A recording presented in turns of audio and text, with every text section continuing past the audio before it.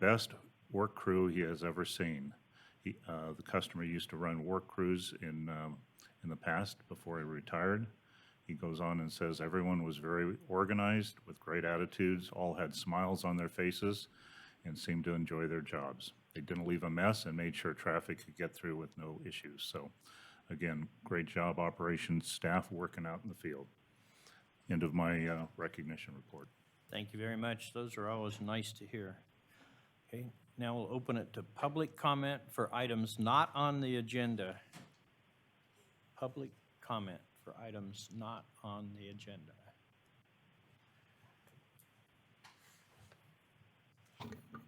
It does not appear there are any members of the public are wishing to speak on today's open public comment period. Thank you very much. Moving on to communications, again, General Manager report, Jim? None today, thank you. Okay. Clerk of the Board, Jennifer, do you have anything for us? None today, thank you. Okay. Board of Directors. Yes, Director Anzini. Okay. I attended the Mountain Counties Water Association meeting. Actually saw our assistant legal advisor there. Didn't see her until after the meeting was over. It was a very informative meeting. They had a lot of great guest speakers on there. And the most important one was, of course, addressing the severe wildfire risk and what county or what water districts are doing. I have to give a kudos to one of the maps that they showed from the water resources showing the Caldor fire and the inlaid part of the map. And they brought up the consideration of the fire maintenance that we did in 2019.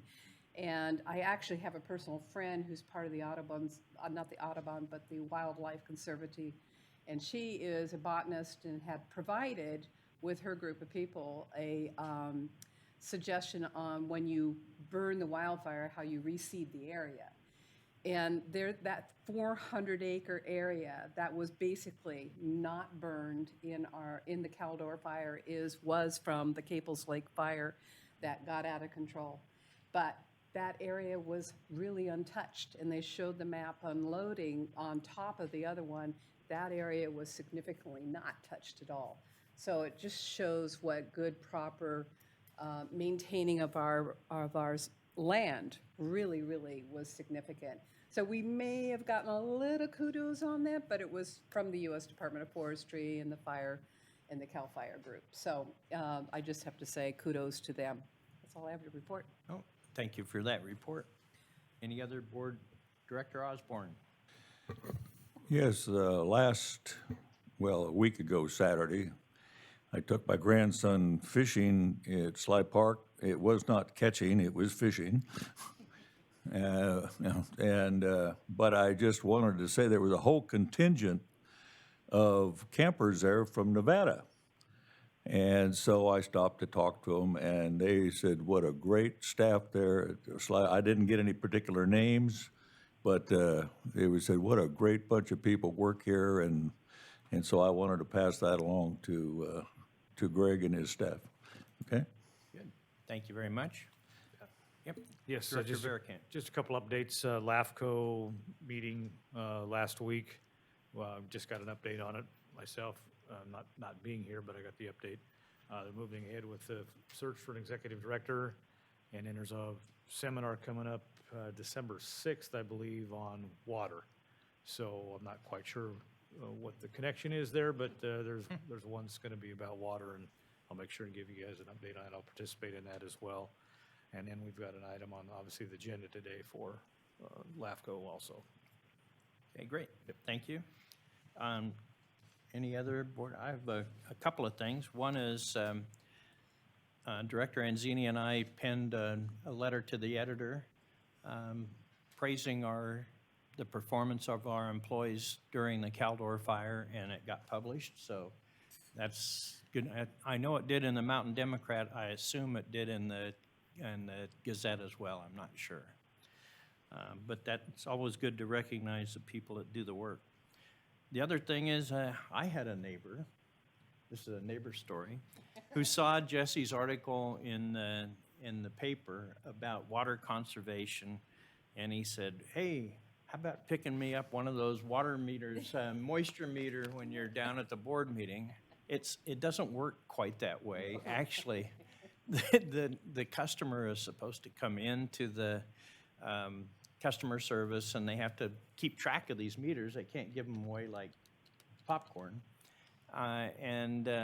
So anyway, I got the meter for them, and we'll deliver it. And I guess the message is, use all the tools that we have available for water conservation. I know with the rain scheduled for tonight, you probably don't need the moisture meter tonight, but it'll dry out again. So when it does, this is a good handy tool to help in the 15% voluntary water conservation.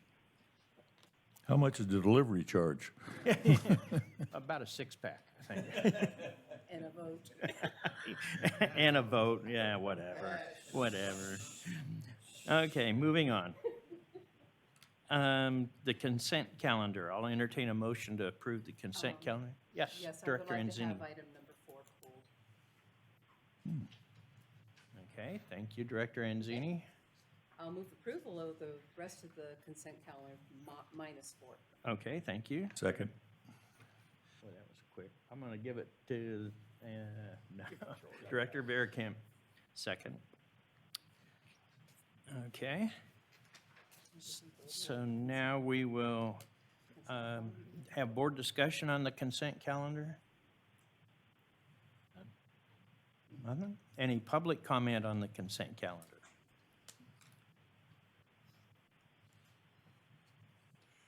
Good morning, Mr. President, members of the board. My name is Jerry Quinn. I'm here representing Disaster Program and Operations Incorporated.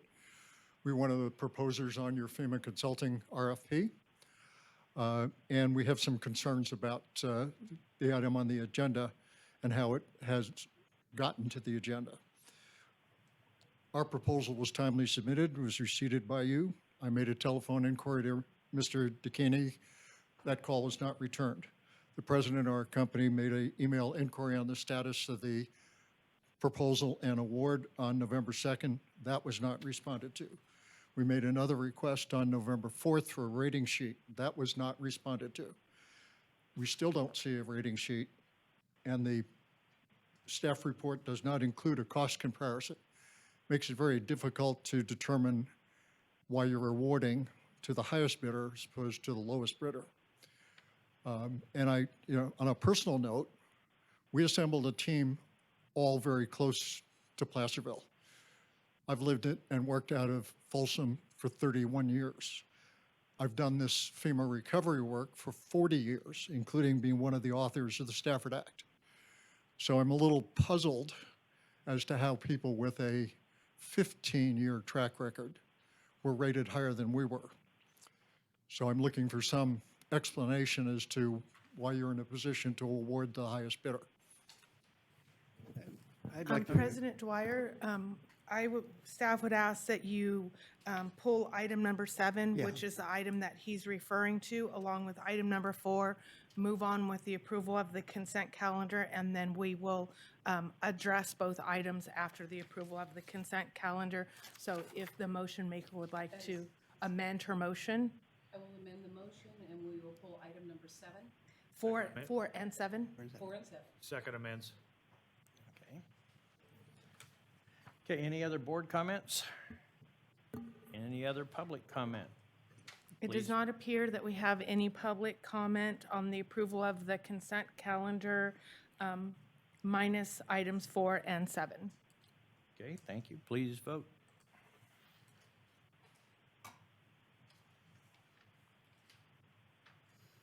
Division 1, 2, 3, 4, and 5, voting aye.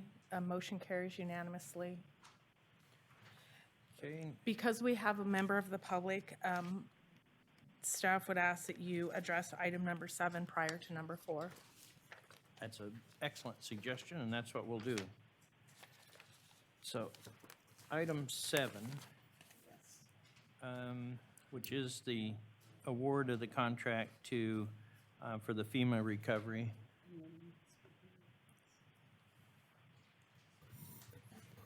Do we have someone who wants to present that? Let me, if I might, just make a couple of comments, and then I would invite, finance staff who might be a little bit more versed with the particulars of this issue help me out. By way of background, the district issued an RFP for professional services in FEMA consulting. This is the work to help the district with the FEMA recovery process. As I'm sure you know, it's detailed work. It requires a lot of staffing resources and time, and it takes a really long time. The district issued a RFP according to its normal processes. It posted the RFP to the website. That RFP specifies criterion upon which each proposal will be reviewed and scored. My understanding, though I was not personally involved in the review, is that the district obtained 2 responses to its request for proposal. The one that staff proposes award to, along with the one that Mr. Quinn referred to as his client. Again, I did not review the proposals, but they were reviewed in accordance with the criteria that was specified in the RFP. It's objective criteria. Once the scores came in, the highest scored proposal was the one that staff is recommending. That's Aptum, I believe, is the name of the consultant. It is true that Aptum was not the lowest cost proposal, but it was scored significantly higher, my understanding, from the other proposal. I would point out, I'll leave it to the staff who actually reviewed it to weigh in on what the particulars are, but we follow our normal procurement and solicitation and procurement process when we do this. There is nothing in the public contract code that requires the district award a contract to either a local contractor or the contractor that submits the lowest cost proposal. We are, in this case, required per our administrative regulations to award the contract or propose award of contract to the proposer who in the district's in staffing, after review of the criteria posted in the RFP, represents the best value to the district. And that is my understanding what we have done today. So I'll invite Ryan, who spearheaded this, to respond. Good morning, members of the board. Ryan Deacon, senior buyer here at the district. And I'll echo what Mr. Polson has stated. With regards to not providing the results of the evaluation, I do apologize. We have that for you today if you'd like to take a copy with you as part of your public records request. I apologize that wasn't provided. The other thing I'll add is that we did have weighted criteria. I can include a copy of the weighted criteria and the evaluators who performed the evaluation in-house. It was a mixture of senior level staff from engineering, finance, and legal. So the proposal evaluation criteria was developed as a fairly standard professional services consulting agreement. So we evaluate those agreements on a level playing field universally, or that's our goal at least. Yeah, we can provide copies of that prior to you leaving today, sir. Could you provide the board with the relevant materials as well? I'd like the Yes, for us to so be able to look I at actually them. printed out a copy for each board member. I can provide that now, or I can provide it. To Jennifer. And I might point out that in the public package for consent item 7, there was the analysis of the award and narrative about the criteria and selection and a table showing cost. And that was released Wednesday night, I think, to the public. It was posted on the district website, correct? I just wanted to add a couple things. Normally I don't, but I just want to be clear. In their request for information from the district, they did send 2 emails. However, they were addressed incorrectly. The names on the emails were wrong, so the email never received them.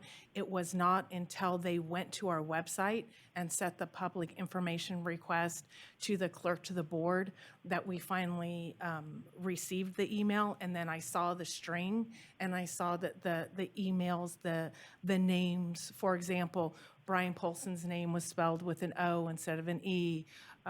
Ryan's name, the Y was left out. Jim's name was spelled incorrectly. I don't intend to call anybody out or embarrass anybody, but I just want to be clear that there were multiple requests that were not received at the district. And I do believe we finally received it on November 4th, which was just late last week. We do have 10 business days to respond to those public information requests. I appreciate staff's apology, but I just wanted to make sure that we were clear that I did finally receive that request and forwarded it immediately. Thank you for the clarification, Jennifer. Okay. Any board discussion? Yes, I have maybe a concern that we be careful about moving forward on this. Is there a reason why? Is there a time issue that we need to be cognizant of? Can this wait until December? Until I feel uncomfortable voting for something like this without having all the data. So we do have a current contract with APTIM for FEMA Consulting Services under our emergency declaration in response to the Caldor fire. So this particular contract is only for emergency, under the emergency situation? I thought it was a regular routine. This is regular routine Yeah. as a follow-on to the emergency contract, which was for a period of 60 days. Okay, And we had to go out to competitively bid it, so Right. that's reimbursable with FEMA, and that's what we did, and that's what's before you today. but I think it's really important.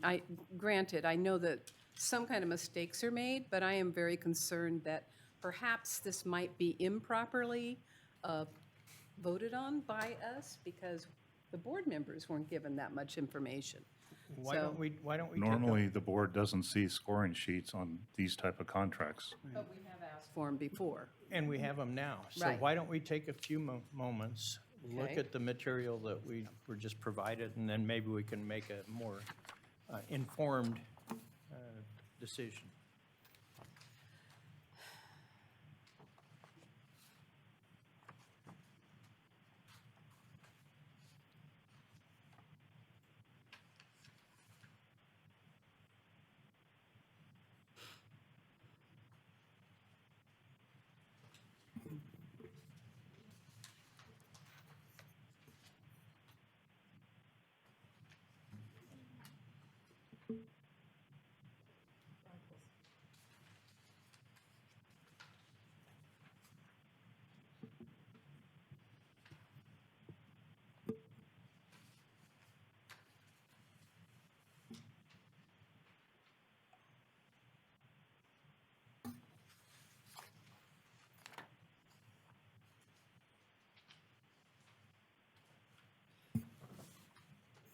Ryan,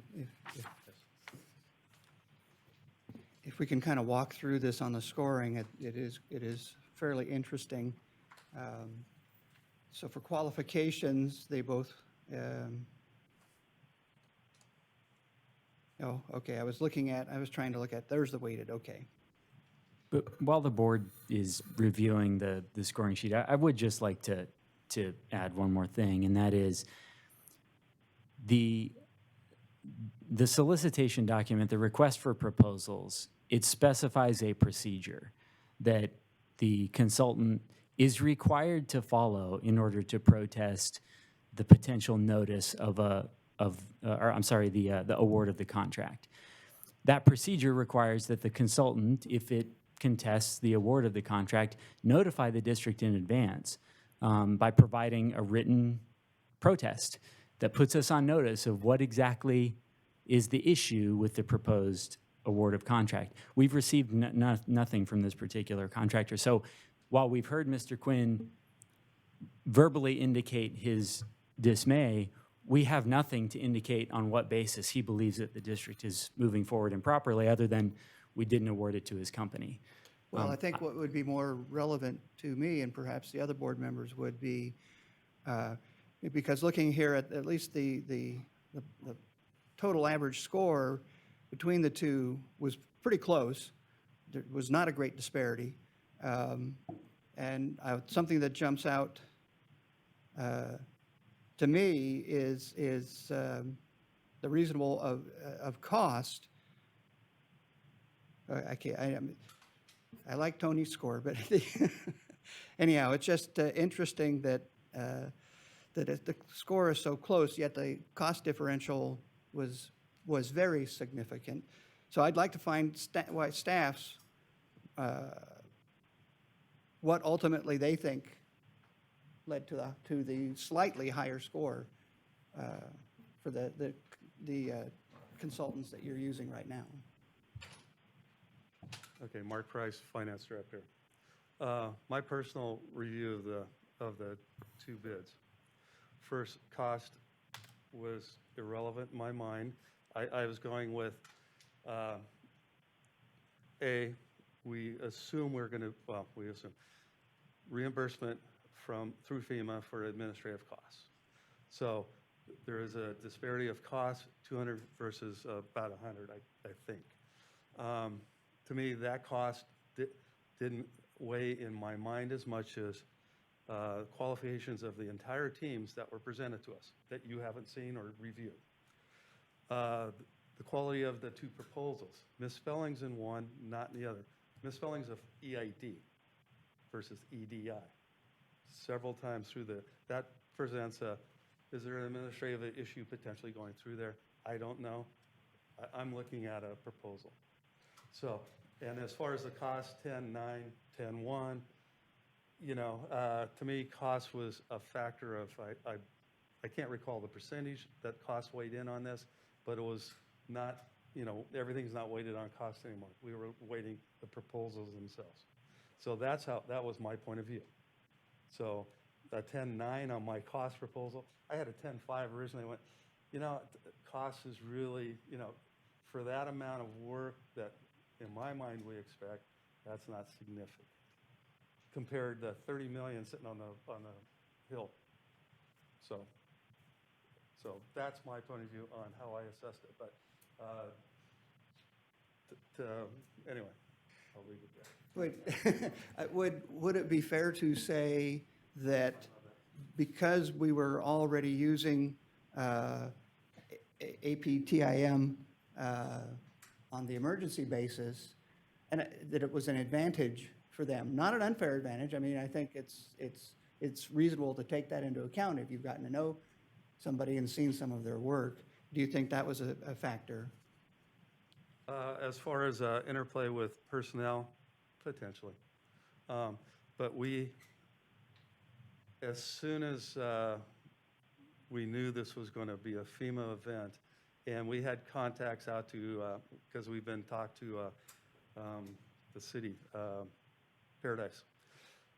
This firm was recommended by another firm. So I reached out and contacted and said, hey, we need to get going on FEMA because FEMA is so hard to work with. And we knew of them. And we did everything on our own the last FEMA event. And we're still dealing with some leftover things 4 years later. So to get ahead of that was the reason we issued an emergency contract. And so we could get into the FEMA portals, the connection to FEMA, the connection with FEMA, OES, just getting those relationships built with the federal and the state government as well as the local government. So yes, we did reach out on the front end to get somebody that was in the neighborhood already, and that entity also went through Greenville and did some assessments up in Greenville. And they had worked at the Napa and Sonoma counties on those fires up there a few years ago. So we had a pretty good basis for the reason to contact them on the front end. Mark, when does the current emergency contract expire? It's a 60-day contract. It expires prior to the next board meeting. Thank you. Pat? Yes. My next question is for the general manager and council. Have you heard anything that would preclude us from moving this forward today in the discussion or testimony we've had?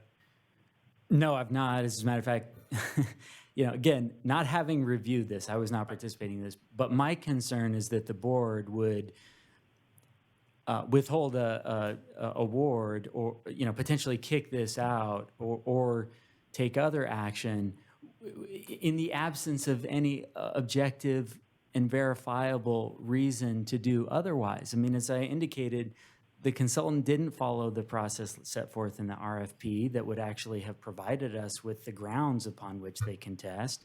We had no advance notice that the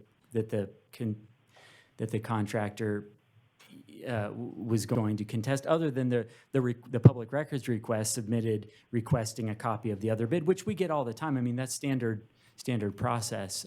So my only concern would be that, I understand that Mr. Quinn feels strongly that, on behalf of his client, sure he does, but, follow the process. Give us an opportunity to review where the district's reviewing committee may have gone wrong. So far, I haven't heard that they had. And my response is, we do this routinely in many, many, many contracts, and I trust my staff to do a quality review of the qualifications in the scoring sheet and get the best value for our district. And when there's $30 million on the hill, I believe that the company before you, APTIM, whatever the number is the best quality for our recovery of that $30 million. I would concur, having dealt with FEMA for years. Time is of the essence, as well as they're very difficult to deal with. And I have not heard anything that would preclude that. So I will move this item for approval. Thank you, Director Redcamp. I'll second it. Thank you, Director Osborne. I've had my days with dealing with FEMA also, so. Any other board comments? Well, I'd like to hear what Mr. Quinn has to say. It looks like he wants to make a follow-on. Well, thank you for that. I just want to address your council's comments. There's only one item that's incorrect. We couldn't file a protest. We don't know if we're going to file a protest because we called the last week of October after we had documentation that our proposal was received, and we did not get a return phone call. We used email addresses that are posted on your website, and if we made some typographic errors, I apologize for that. But it all goes back to the last week of October when I called to find out what the schedule and status was, and that was never responded to. And so if you need to go ahead, please go ahead. But, we did what we could. I don't know that you can show the minority outreach that you're obligated to show for a federally compliant contract. But you need to move forward. Thank you. Thank you for your comment. I just want to address one minor thing. I assure you that the email addresses that were used in the email are not posted on the website. The one email address that they sent to, I received it. I sent it immediately to the public information person that processes public information. And I also assure you that she is very tight in her schedule. She responds very quickly and meets all of the requirements. That's just from kind of the administrative portion of the public records information request. As far as everything else, Ryan would have to speak to that, but I could assure you the public information portion was handled appropriately. Thank you. Any other board comments? Oh, sorry. I was just going to add that we did have a public bid opening in this room, 3 p.m. the day the bids were due, and so we invite the public to all of those bid openings to make comments while we receive the bids officially, record, and prepare to evaluate the proposals. And we actually didn't have anybody present, I believe, for that. Was that detailed in the RFP that we were going, that Yes, you were the going to have? instructions for the bid opening were in the RFP. Okay. Mhm. Any other board comments? Well, just, I would say it's unfortunate that the phone call was not returned. And it sounds like, unfortunately, on your end, the emails got messed up. So, there may have been a series of events on both sides, but I think it sounds like staff generally followed the legal procedure, and I think time is of the essence. Thank you. Any other, Director Osborne? Just a comment, with the fuel loading that's out there, I suspect we're going to be back here in not too distant a future doing exactly the same thing, so please, if this goes the way it potentially could be, let's cross the Ts and dot the Is and make sure that your bids are right on target, and we'll see you again. I hope not. Well, I do, but I got a sneaking hunch we will. Thank you. Yeah, thank you. Any other board comment? Okay, please vote. Oh, yeah. Division 1, 2, 3, 4, and 5, voting aye. Motion carries unanimously. And this is for consent calendar item number 7. Okay, thank you. Moving back to consent item number 4. Director Enz. If I can get this correctly, this microphone is usually out of reach for me. Either my feet are on the floor or my arm's way up here. So I asked this to be pulled because I have some concerns about selecting, the president has the right to do, and he brings it forward to us on appointing people to certain committees. And this opening at LAFCO, of course, there's several people who've applied to be in that position. We have one vote as an agency. And the 3 candidates that were put forward to us, one of them is already an alternate on LAFCO. So, I feel that if you're going to be committed and be an alternate and go to the meetings and then an opening comes up and you apply for it, it just makes sense that you move them up the line. And I'm concerned about this appointment, and I will be voting no on the recommendation because I feel the alternate, who is Michael Sanders on the Georgetown Public Divide Utility District, that he qualifies. And there's going to be other openings in the future. These candidates who move through, one I know well, Monique, but I highly recommend that my vote would go for Mike. Well, I would suggest, That you make an alternative motion. Okay. yeah, So I'd like to make an alternative motion here that we appoint Michael Saunders or put our vote towards Michael Saunders instead of the recommended candidate. well, you want to do it in order, because it's 1, Okay. 2, 3? Yes. So- So thank you for correcting me and keeping me on the line. So I would recommend that we vote for Michael Saunders as 1, Tim White as 2, and Monique as 3. And I'll second that. I noticed that as well, and I know Michael has been an alternate, and I think your point is very valid, that we should recognize that and move them on up. I know Tim as well. He's a good guy, and so I'm comfortable with that order of 1, 2, 3.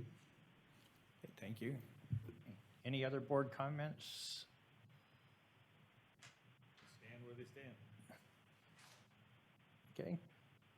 Any public comment on this item?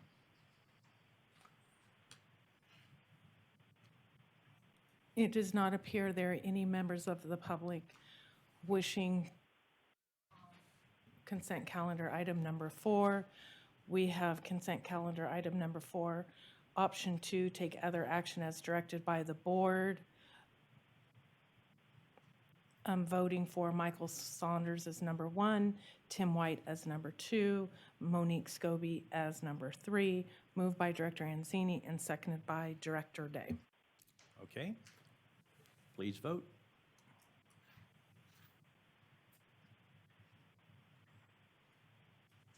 Division 4 and 5, voting aye. Division 1, 2, and 3, voting no. Motion fails. So procedurally, do we need another motion to approve? Yes, sir. Okay, so I'll entertain that motion. I would move one. Second. Thank you. Any other board comments? Any public comment?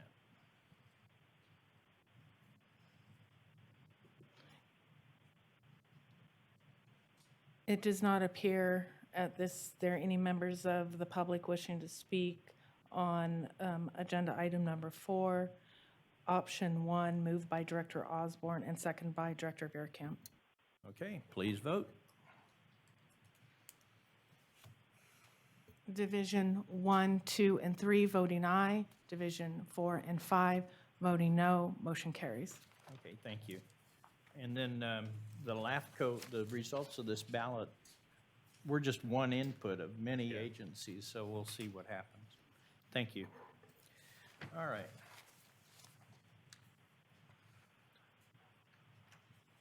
Moving on to workshop items. Number 12, mid-cycle operating budget. Mark, you're on.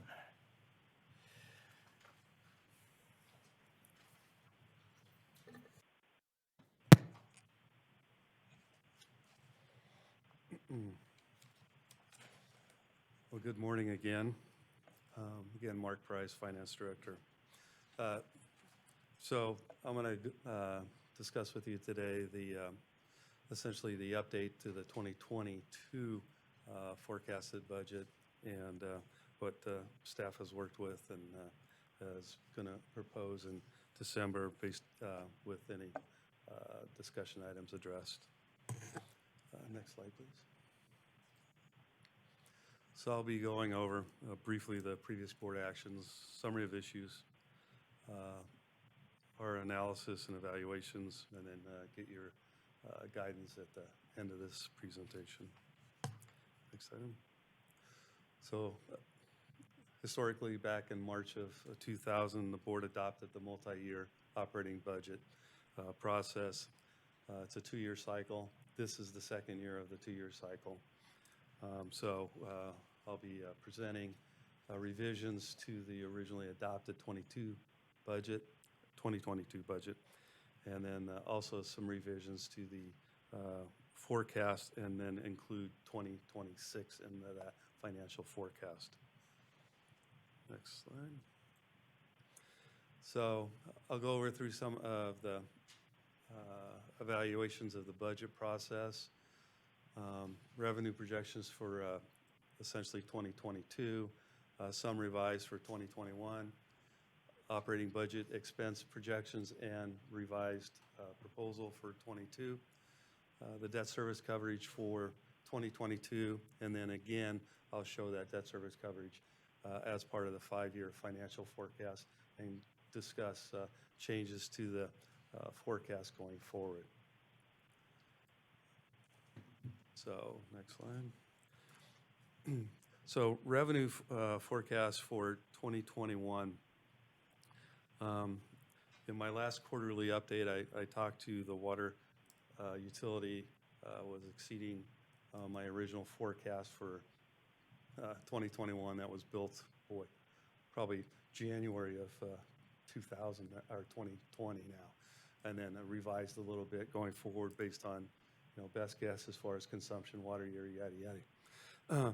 But the $38 million looks to be a solid number going forward for 2020 revised projections. Based on that, and then a 5-year, or excuse me, a 5% rate adjustment at the beginning of next year. I'm rounding up a little bit to $38,500,000, assuming there will be some pullback because consumption, or excuse me, the water conservation still occurring by residents. Hopefully a wet spring, but God will tell us if that's true or not. So hopefully not as much water consumption during the spring and early summer and months next year. So I've revised that up from my original 22 adopted budget, but not essentially at 5% across the board. Wastewater sales, the revised projections take into account that there was a revision to the base charge as well as essentially that. And so therefore it drove down revenues a little bit. I have a inflator slightly that I put in the 22 adopted budget, original, but there was such a pullback, and even with the new connections down in El Dorado Hills, I'm essentially, I had it as flat. My number there for the 22 proposed budget was probably calculated in August of this year. So it's a little dated, but not significantly different than where I have this year's revised numbers. And there is no rate increase for next year for wastewater. That's also to be. And so, Mark, what you're saying is the 21, for the budget, we did actually reduce those rates last year. Yes, we did. And so that caused us a little less revenue, but it's all a good thing. Yeah, right? and as I think we did the 218 notice, and it was, very poignant for El Dorado Hills is, you have the water increase. People pointed out it was, when we say it was around 5%, it was kind of a blended water, wastewater, and recycle. So, this is a telltale sign of what we were actually saying. Mark, do you think on your estimate for water sales for 2022, would most of that be from the rate increase and maybe new connections? Are we generally running flat as far as actual usage? The increase from 21 revised to 22 proposed would be mostly the rate revenue increase, 5%, plus presumed conservation going forward.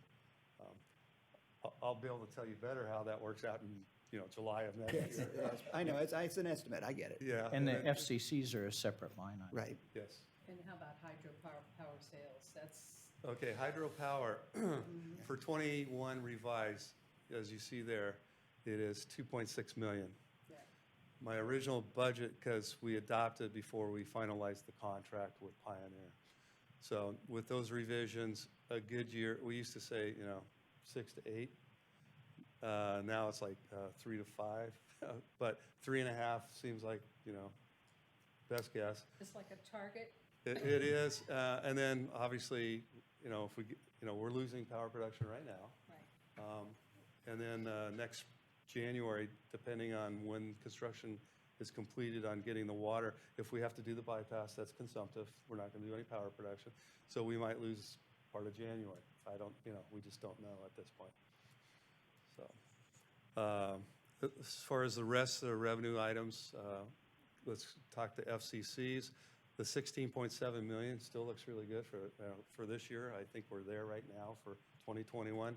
Next year, going back and forth with developers, Mike Brink's group with the development, they were able to get some, as good as you can say, firm numbers as far as connections and what developments were going to occur.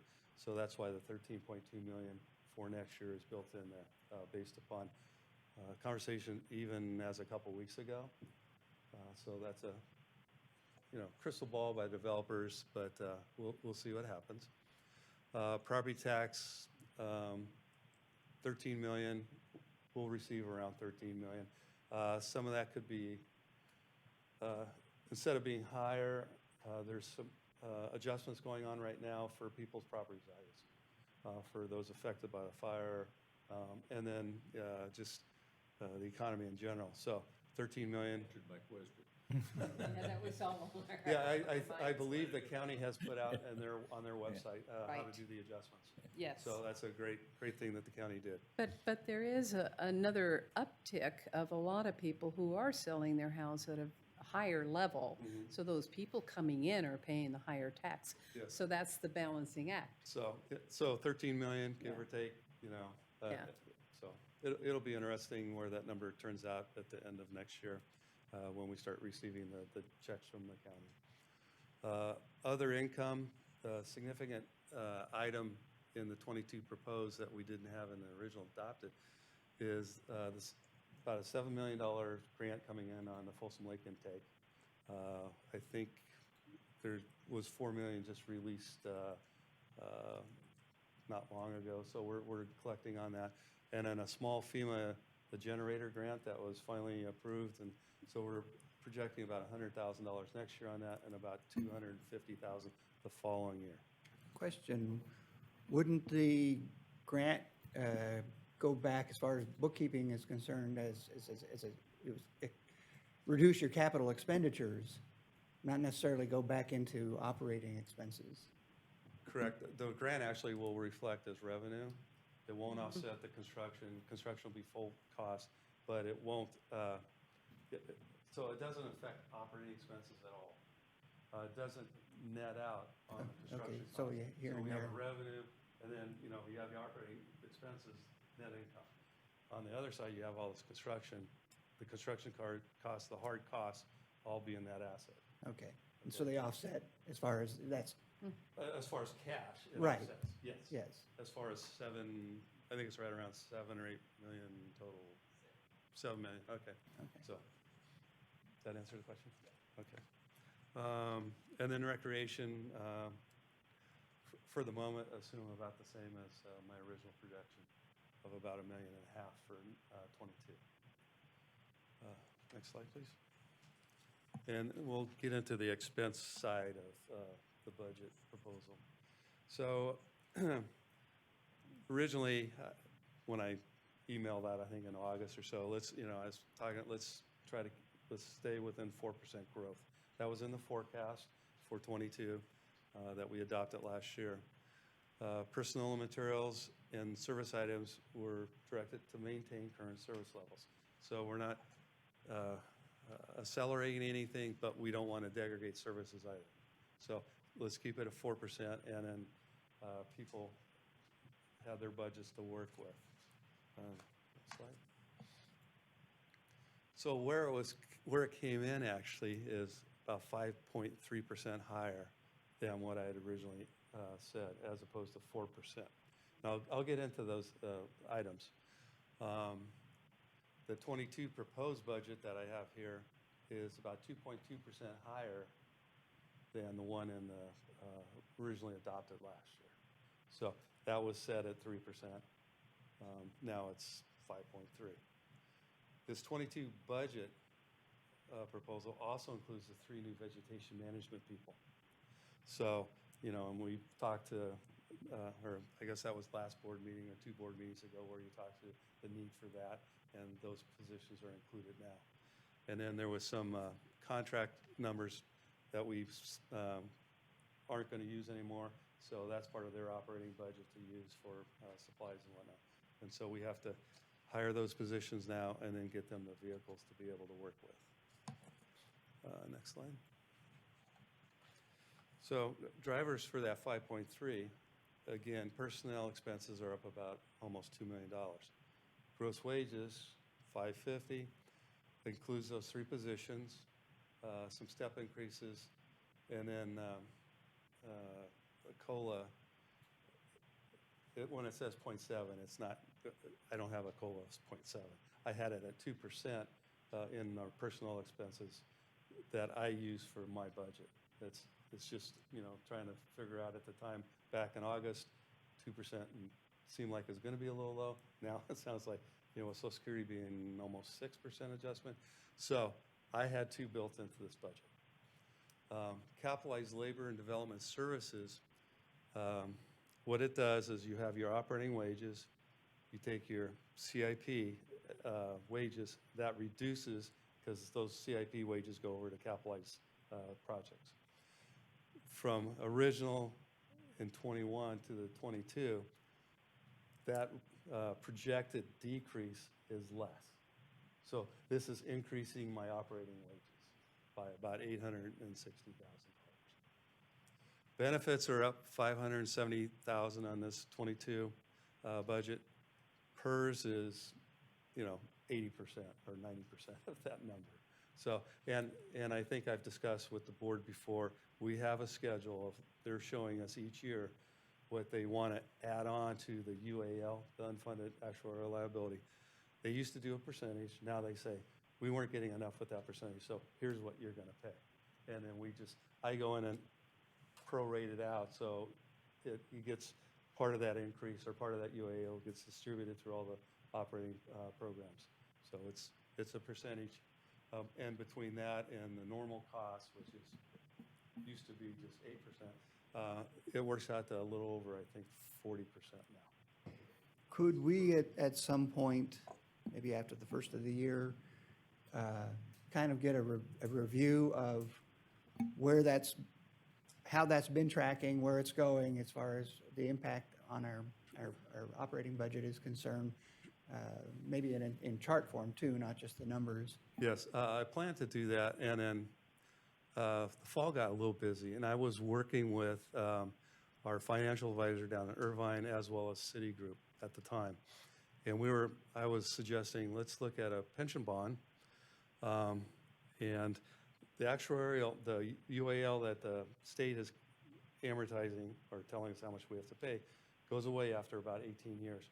So I said, let's look at a bond issue at, 3%, 2%, whatever, instead of 7%, which is the UAL calculation, and amortize or pay a bond for that 18-year period. How much will it reduce? When initial discussions, it was on average about $300,000 less than what we're going to be required to pay. So after this meeting, I will be making a call back to Irvine and just saying, hey, I haven't died.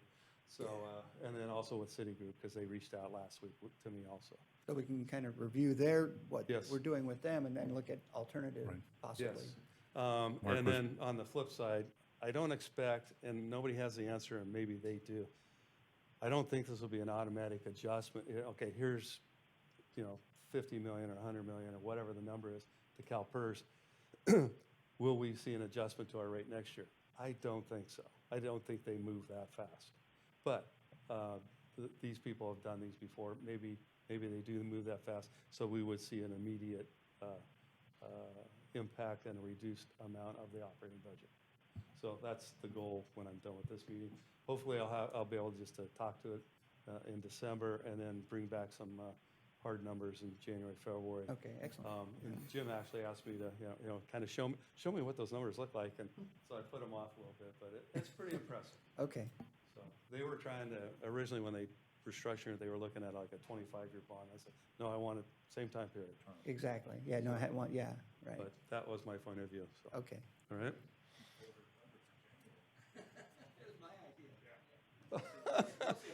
Over, under? Well, what's the action on this? Oh, I can't bet, I guess. Anyway. Next slide, please. So drivers for the 5.3% also include changes in the materials and services budget, which is about 4.1% year over year. So just going through the items, operating supplies, I mean, we've all seen things are going up. It's, copper is amazingly costly. Brass, if we can get it, it's going to be delayed, but we have orders out now for hopeful things arriving in 3 to 6 months. Lumber is, you just heard the lumber order, 3-4 months for that. Mark? Yes. Do have a question. This is something the average person can understand. Yeah. And then when we passed this budget originally, we've had at least $1 a gallon increase in fuel costs. What does that impact our operating budget? Is that significant, or is it? To the total budget, I hate to say, 150,000 is not significant, but to the total budget, it's, when you add up everything else, yes, but it's a component. And then again, it's also going to drive up the operating supplies. That's what I mean, yeah. So, and that's I can't tell you how much that impacts. I don't think we've had many fuel surcharges that I know of, but there's a few fuel surcharges that entities are charging us. Well, my point is that when people ask you about a budget, just say, we're affected by these same costs that you are. Yes. We're not buying food, but fuel is a huge item for our fleet. you brought up food last board meeting, and I actually went shopping the other day and went into shock. So I kind of met that one on my own, but it was Your not wife good. did that for you. I did. No, I did. The last item here on the professional services, right now, we're doing the water tanks annually, those are significant. Well, recycle water tanks are now into play. So operations is gonna have to maybe figure out water, recycle. So the recycle tank rehab that's built into the budget this year, for '22, it's gonna be probably half of it in '22, and then the following half is early '23. So it'll be that kind of November, January, February timeline when recycle water's not being really used, so they can go in and rehab the tank at that time. But these are significant costs. So that'll be operations tasked to do the water recycle, and then they work out the fighting between the recycle and water guys. So, but bottom line is the materials and services are up about $1.1 million. Next slide, or actually 2 slides. So the operating expenses for 22 to 20, well, the original adopted to the proposed, go back to essentially the items I talked to. The benefits we knew already when I built the 22 budget. So essentially, salaries and benefits are flat in the 22 proposed to the 22, adopted to the proposed. Where the difference lays here is how much is projected to be charged off to capital outlay. In the original 22 adopted budget, there's a significant CIP labor associated with Hanson in the 2021 budget. And I just assume it's being carried forward with a small inflator. Well, bad assumption. They now have a very good schedule of who's going to be needed when. And so that budget for just the Hanson project for the CIP capitalized salaries went down about $800,000. So from the the adopted budget of almost 2 to the 6 million, a significant portion of that cost that is attributed to the labor associated with the Hanson upgrade. So, it's a good news, bad news. We got the good news is less salaries charged out there. We get to use those people in the operating budget. The bad news is we're not offsetting those salaries now. So, but year over year, budget over budget, it's going to go up about that figure, about $800,000. Operating expenses year over year the 22 adopted versus the 22 proposed are pretty much what I envisioned a year ago, other than the professional services line, which I again talked to you. It's the recycle water tank. That's half of it's put into the 22 budget late next year. The 22 budget for water already has the water tank rehabilitation that's going on, and will continue into next year. Next slide. So this is disturbing, actually, this graph, in my opinion. Salaries and benefits, more than half, and this is after the charge offs to the capitalized construction. But this is, but it is, a cost of getting this organization to do what it needs to do. So hopefully what'll change on this schedule, if I'm able to pull off a pension bond, is that pie gets slightly smaller for the salaries and benefits. What it does get shifted to will be interest expense. So kind of moving the pie around, but that interest expense will be less than what we would have paid for the UAL going forward for a period of time. And again, I'll bring back a couple schedules, pretty much like the bond schedules I bring to you. It's essentially the same thing, other than it's the best guess at that time of what impact it'll have. We also have built into this, and I forgot to mention it, is a contingency that's it is $250,000 built into Jim's OGM budget. And it's for those what-if expenses out in the other departments. So if somebody has something they need to get done that wasn't originally budgeted for, they can talk to Jim and we'll make it, if it's authorized, we could transfer that money out of his budget to the other department to cover whatever that expense might be. So there's a process for use of that. Next slide. So the employee benefits, this is, again, year over year, or excuse me, adopted budget to proposed budget is right in line with what I was projecting pretty much last year. PERS did make a small adjustment. They give us a revised actuarial study every, it's dated June 30th of the prior year, but we get it in July or August this year. And so I go in and adjust what the amortization of the PERS of that UAL cost is. So even though I knew it was going up $500,000, it went up a little bit more than $500,000.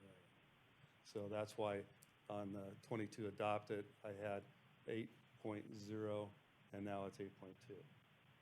And then there are, you know, as salaries slowly go up a little bit, there is a little bit more, you know, a little increment added from that. So essentially, benefits are about the same from what I had adopted, or you had adopted, excuse me, and what I'm proposing. Attrition helps. So through attrition, I imagine that our attrition is changing a bit. We're hiring younger people, so. Yes. And therefore, the, you know, the 7% for the normal Right. cost. And yes, and that's factored into, you know, as you remember those reports, here's your expected normal cost, here's your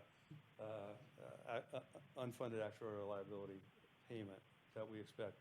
And what's a little different for us is they're a June 30th, CalPERS is June 30th, so they give us, so I have to take 2 years, blend them, and then come up with our rate. So.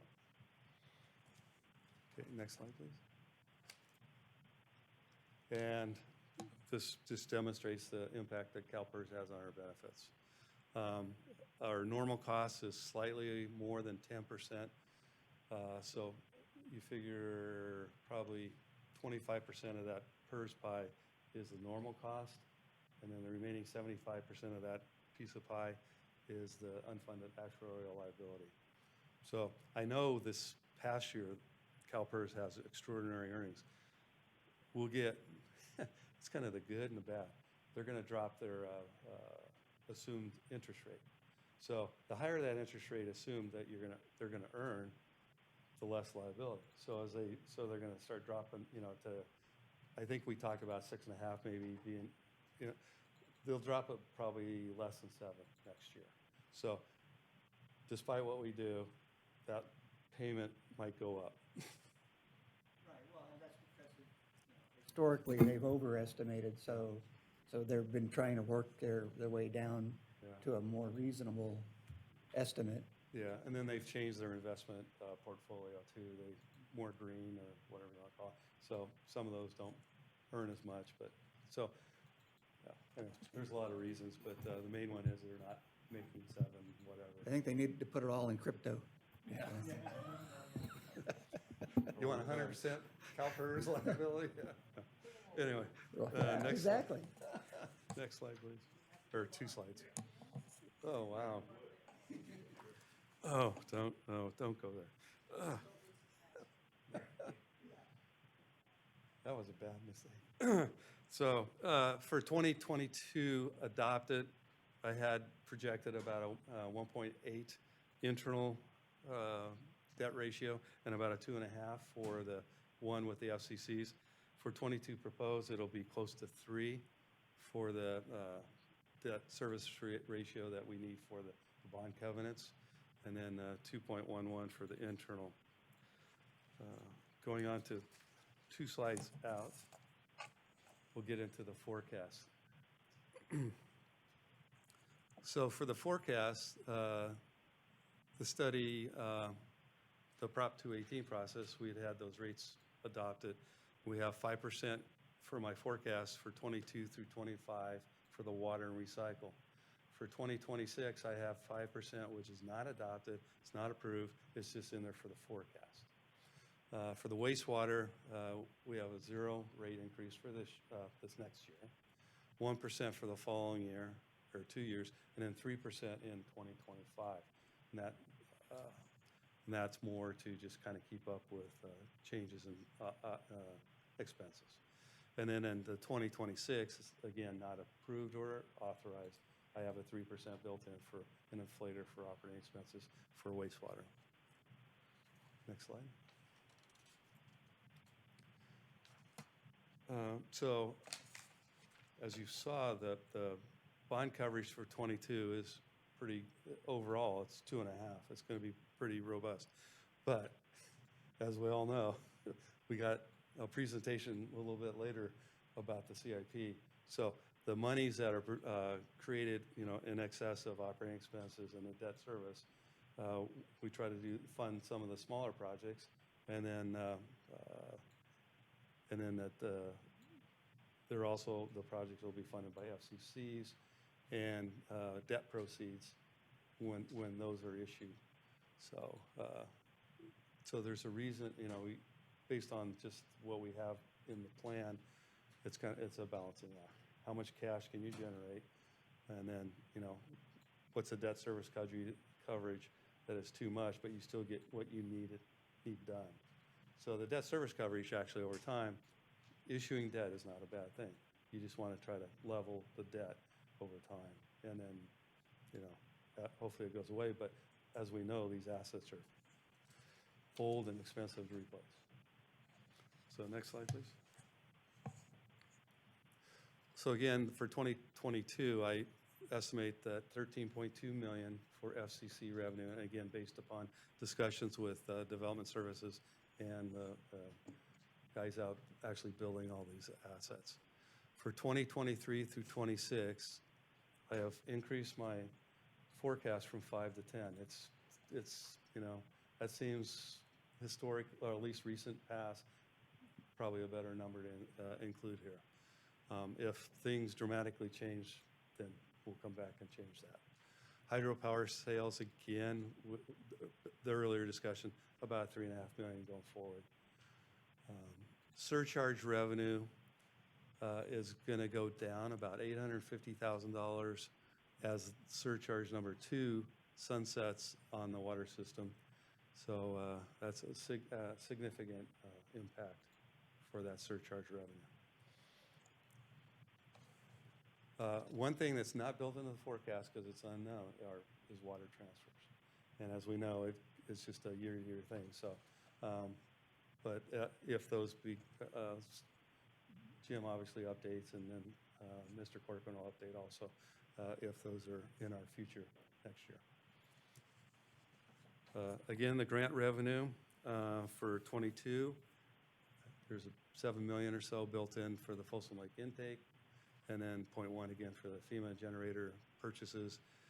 In 2023, about $250,000 for those generators that year. Next slide. For the expenses, I have the 5.3% increase that I talked to for 2022. In 23 through 24, the forecast is built around a 3% operating expense increase, and then 25 and 26 at 2%. So,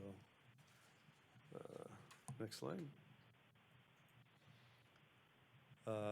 Again, we talked to our last board meeting, Brian teed off that in 2025, instead of a $75 million bond sale, bounce it to it's forecasted now at $100 million. That would be for the Sly Park Intertie, Flume's 45, 48, and potentially 46. And again, it's related to just a lot of cost increases that are happening out there in the construction industry. And then, go ahead. Yeah, one of the things that I am interested in is, with the passing of the new infrastructure bond, or infrastructure, whatever. Friday night or Saturday morning, The whatever. Friday night outstanding, whatever. Anyway, is there, with these projected projects, is there an opportunity that we could apply that kind of infrastructure funding to our projects?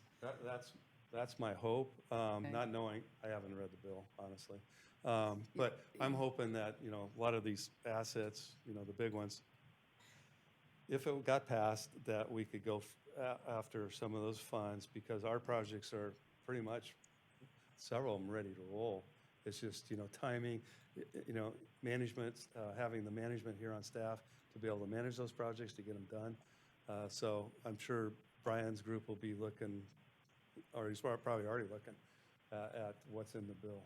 Yeah, I think that, well, staff knows this, that we are a small water agency, but it's really nice to see if we could be sitting at the table with the big guys before they take all that money out. Yes, I agree. LA Power is big enough. Well, Yeah, I know. We'll do our best to get some of those. In fact, the one thing we haven't put in here yet, because it's not approved, we did go after the American Recovery program. Program that the county's divvying up, and we have 1.2, 1.12, something like that. yeah, like 1.1 million coming our way if they approve it. So that helps. But yeah, anytime these things come out, Director Anzini, we're all over it. So But it would really be nice to get some of the shovel-ready stuff done with other dollars. I think the important thing is it's shelf-ready, and that's really good. I think most of ours are pretty close to that. yeah, one of those in the budget is the intertie, and whether it's actually out of debt payments or through grants, we want to get that engineered and ready to roll if we are fortunate to get a grant. So basically, well, I'm not going to get off topic here, but, the intertie issue, it was all responsive of the Caldor fire and the water supply. So, basically, I'm not telling you, but it's in my mind of what I can tell. So once I understand the simplicity of it and what we're doing in order to offset our expenses, because, most people don't understand that a water agency is very asset and capital heavy. Yes. And that's the only way we do business, and it's not for profit, so. All right. Yes, and I know staff, engineering staff will be looking, once we get through the initial FEMA phase, sometimes they have the FEMA mitigation grants after that. And I know staff will be looking at that, and is already, I think, working with the state and local, or state and federal group, trying to get some of that funded going forward, so. Yeah, thank you, Director Anzini. I think I agree that we need to, and I'm sure everybody in the room agrees, we need to aggressively pursue the infrastructure money. The project I don't see up there that I think I know it's on our radar, the Silver Lake Dam replacement. It seems like it would be an ideal fit. It has a safety aspect. It has all the things that are aging infrastructure. I don't think anybody has any infrastructure that's older than that. And so we should be able to go for it.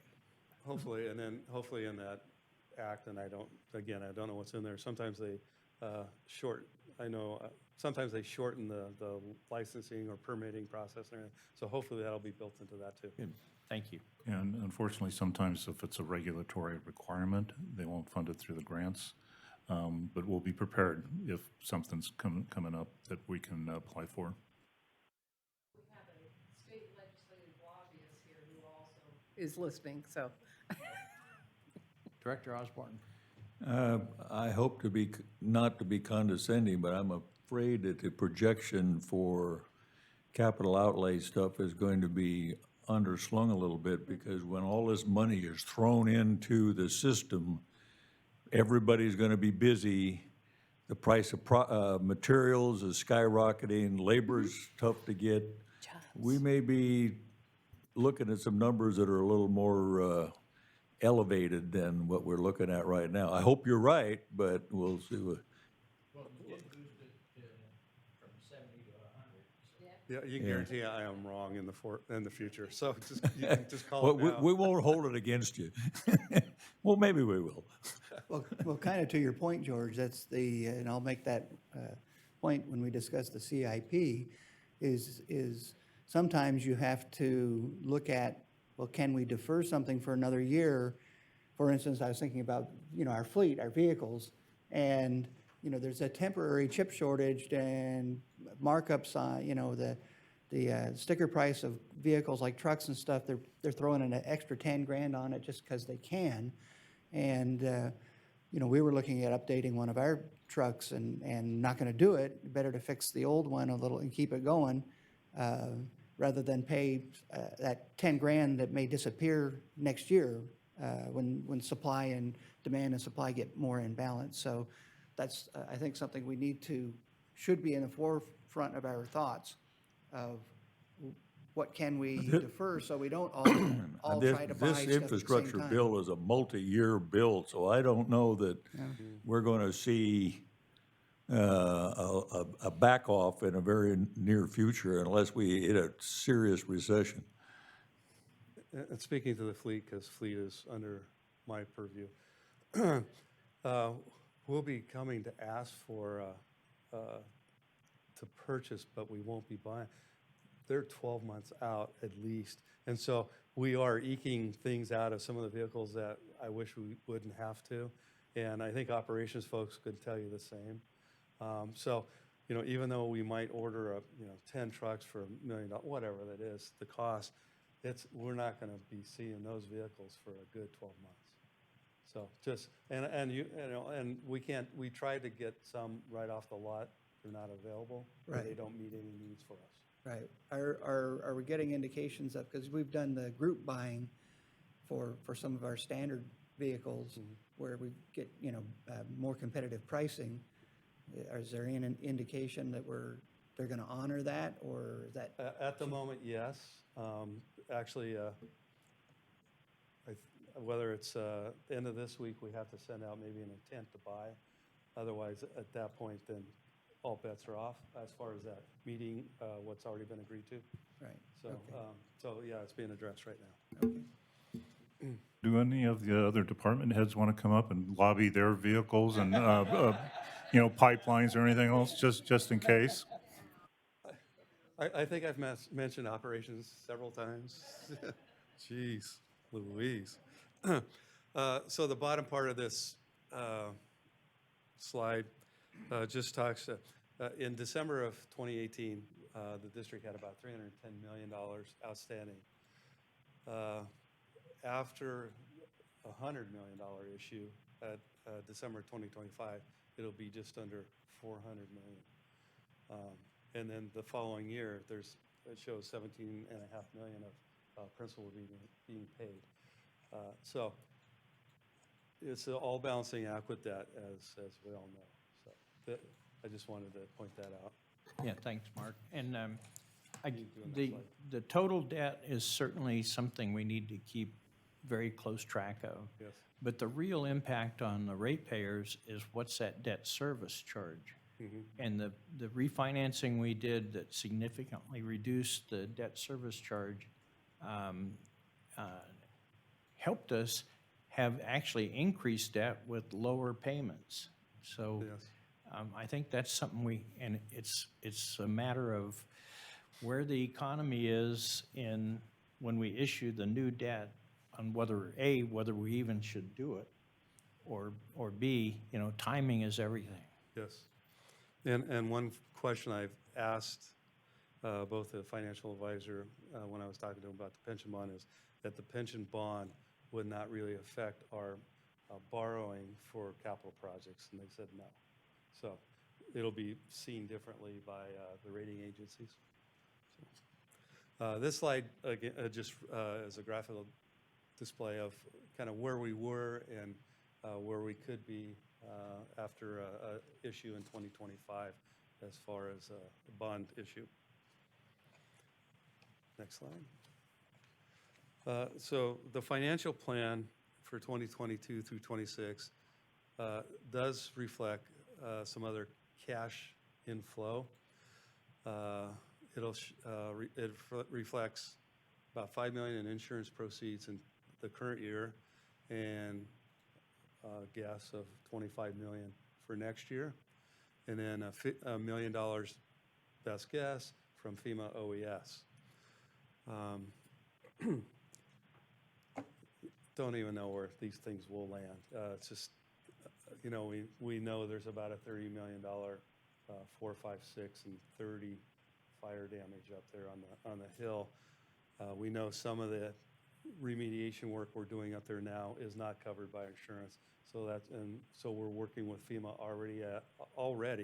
We had a really good coordination meeting with them and OES just last week about, you know, here's everything. We're gonna, FEMA gets our insurance policy, so they're gonna make their best guesses what they think will be covered. We still don't know exactly what insurance will cover and won't cover as far as the destroyed assets. But overall, we should get most of what we're expending now back. And the reason I wanted to show that we had this cash inflow was the 4, 5, 6, and 30 right now are going to be, all those capital expenditures are in the current year, 2021. So it's cash out the door. So this is just reflecting cash will be coming back in, you know, mostly next year. But there's an offset there that we're going to receive. Now, insurance proceeds, going back to the grant versus grant revenue, insurance proceeds go against the asset. So those will actually reduce the value of that asset. So potentially we could have 4, 5, and 6 sitting on the hill with no value. Obviously, there's insurable value, but as far as a depreciable asset, we have nothing maybe. So small print, hopefully you have it on your computer. This is the forecast for the district as a whole. The differences that I've talked to for this forecast, top line is the $100 million versus a $75 million bond issue in 2025. To go to debt service, middle of the page, it says senior debt service. It says 15 across the board, and then it goes to 20.4. What that entails is the final payment on our 2014A bonds, principal goes up by $3.6 million for that final payment for that revenue bond. The 2016A bonds sunsetted the year before, so that's a $4 million to the good reduction in debt service. And then the 2016B that we had refinanced, that's the year it goes up, because we were trying to make all our debt flat. So it goes up $5.5 million. So there's an increase from 24 to 25 of about $5.2 million in debt. I have a question since I wasn't here in 2014. When you say that we're going to be paying that off, and so that's why the increase, is that a prepayment penalty or? No. The way the bond community structures, we Right. try to keep, you know. Well, I'm let's- familiar, but I. So we've had a couple other bond issues maybe drop off. Okay. So this one is, so we structured that final payment to be a little higher than it had been over time, and then we get rid of it that final year. And then the increase from the 2025 column to the 2026 of $3 million, that's just assuming 3% interest only on the $100 million debt. That's sometimes to get you through those first few years, we'll do interest only, and then start paying off the principal over the next 5 through 25 years. So that's one way to kind of keep your debt level. Total CIP, it's about 2/3 of the way down the page. It shows $42.3 million in the 2022, and then similar $30 million numbers going out. So the CIP that you're going to see from Brian later is, I think, about 260, or what's your total CIP? 238. Yeah. Okay. So I assume he has about 238 million that's going to be in the CIP, proposed CIP. So Brian and I actually went through, okay, what of these projects will be funded by FCCs? What would be bond funded assets? The bond ones, I assume my assumption is it's going to be built the year that they say it's going to be built, and it's going to be using the bond proceeds. So I'll include an asset like that, 100% in my CIP. I'll use X% of the FCC-funded projects, and then I'll say 70% of the other projects are going to be done. His group is, there's a lot of projects. So mine comes in, maybe the finance conservative guy, lower. The first year will be, is probably pretty close to what his first year is. The out years might be a little, lower, not more lower, lower. So I have 183 million in CIP built into this forecast, so that it's about 50 million lower than what Brian's going to reflect as to everything that should be done. It's a matter of permitting, as we know, timing, getting the staff on the projects, and then as George tried to punch the balloon,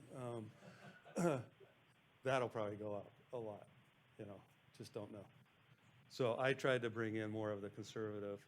This is kind of what I think will happen for the forecast going out. Next year is probably pretty certain, though.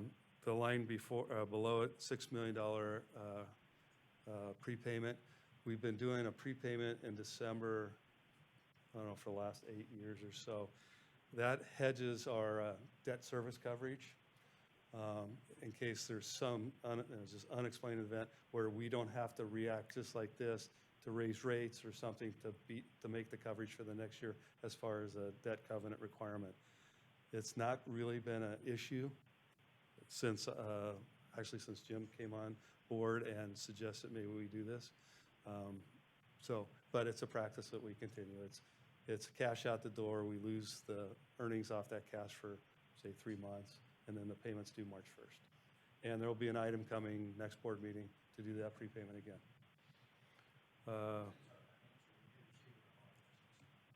Well, you did see the investment report. Yeah. Yeah, we're still doing better than a couple of those districts we compare to. And then again, the next line down below that 6 million is what I see as cash flow coming in. That's through insurance and maybe a FEMA collection on $1 million. I think the FEMA money will be more than the $1 million just based on every update we get, what's happening up the hill. And anyway, but time will tell on that. And then next line, it shows the senior debt coverage for 22. It's slightly under 3. And then going out into the future, based upon the revenues, expenses, and debt payments going up, it drops to about 1.8 in the 2026 forecast year. When you back out the FCCs for our internal coverage look, the out year is 1.36. So we have to generate the cash flow. By generating cash flow to pay for some of these assets, we're going to have a higher coverage calculation. If that coverage calculation goes down, we're not generating as much cash as we'd like for those other projects. It's, kind of a balancing act. And then when does debt spread out over 20 years work out to be better than, this amount of rate increase or this amount of rate increase or no rate increase? It's just, that's where the balancing act gets in. The next 2 slides, I can go into them, but it's the water utility and the wastewater utility broken out. The water utility actually has, and the reason again for the 5% rate increases is if we don't have the bond issue in 2025, there's a lot of assets we can't build or replace or whatever. So the $100 million essentially goes right straight. Well, it has to go right to CAP, but if we don't have that, that it'll become an issue of kind of just stopping most of the construction in the waterfront. And you'd have to stop it a year or 2 early because of the contract periods and stuff. So that's really the takeaway on this forecast, is looking at the future. The next 2 years are in pretty good shape. But if you look at the senior debt coverage near the bottom of the page, that out year of 1.42 is getting pretty, in my opinion, is thin because our covenant is 1.25. Next slide. The wastewater, as far as coverage, knocks it out of the park. Where we're going to have to get a little, using the FCCs, there's enough FCCs, I think, in there that's going to build some of the major trunk lines or new additions that we need. We can also use the FCCs, and it's not planned into this, but use those for debt payments, as long as those assets were built into our fixed asset schedule that was used to derive the FCC.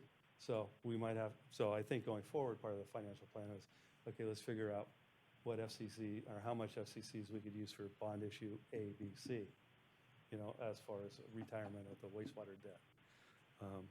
Right now, there's a lot of debt is going away for the wastewater system. If you notice in the 2026 column, it only shows about a $3.2 million debt service payment in that year. So debt is going away for wastewater. So there's many things we could do out in that one over time. As long as it keeps generating the FCCs to build the Silver Valley Parkway, to replace the, mother lode force main and all that stuff. As long as we have the FCCs to replace those and build that, we would be good. Otherwise, I'd almost bond it. A big, long-term asset is a good bondable asset.